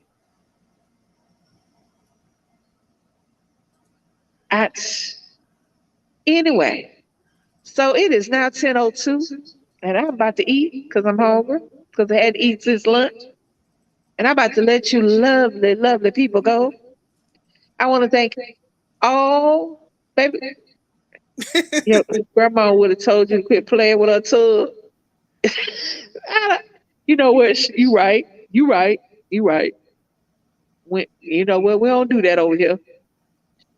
But I want to thank everybody, all my moderators. I want to thank all my members. I want to thank the Bomb Squad for joining us. We really appreciate it. So as we go through my spiel, we talked about way too much for me to recap. Y'all just go watch it in a replay. Make sure you hit that like button. If you haven't already hit that like button, go ahead and hit that like button for me. Thank you. Comment down below anything you like, didn't like, agree with, didn't agree with, whatever. Just comment down below. Anything you want to talk about in future real talks or hey y'all or just whatever. Share this video. Because why not? If you should happen to come across this video and you ain't subscribed to us yet, go ahead and hit that subscribe button. It just gets better from here. And hit that notification bell so that every time we drop a video or go live, you guys can join us. I would like to thank my lovely co-host, my wife, and my friend, Leilani. Thank you so much. I'd like to thank everybody who came through, all the moderators, everybody. We love you, Bomb Squad. We appreciate it. My sister, I love you. Yeah, so like, comment, share, subscribe, hit that notification bell so that every time we drop a video or go live, you can join us tomorrow. Make sure, watch out. It's bingo. It'll be in the afternoon. So y'all should be inside. Y'all ain't got to work Monday. Let's get it. Thank you guys so much. We appreciate it. And we out. Bye, y'all. Peace out. Them goddamn boys, my Metro Club buddies, Leonard and Brittany place, always showing their face to the place. Also, we forget about the projects. Go back, give it up. Yeah. Yeah. Hell yeah. Nah. Yes.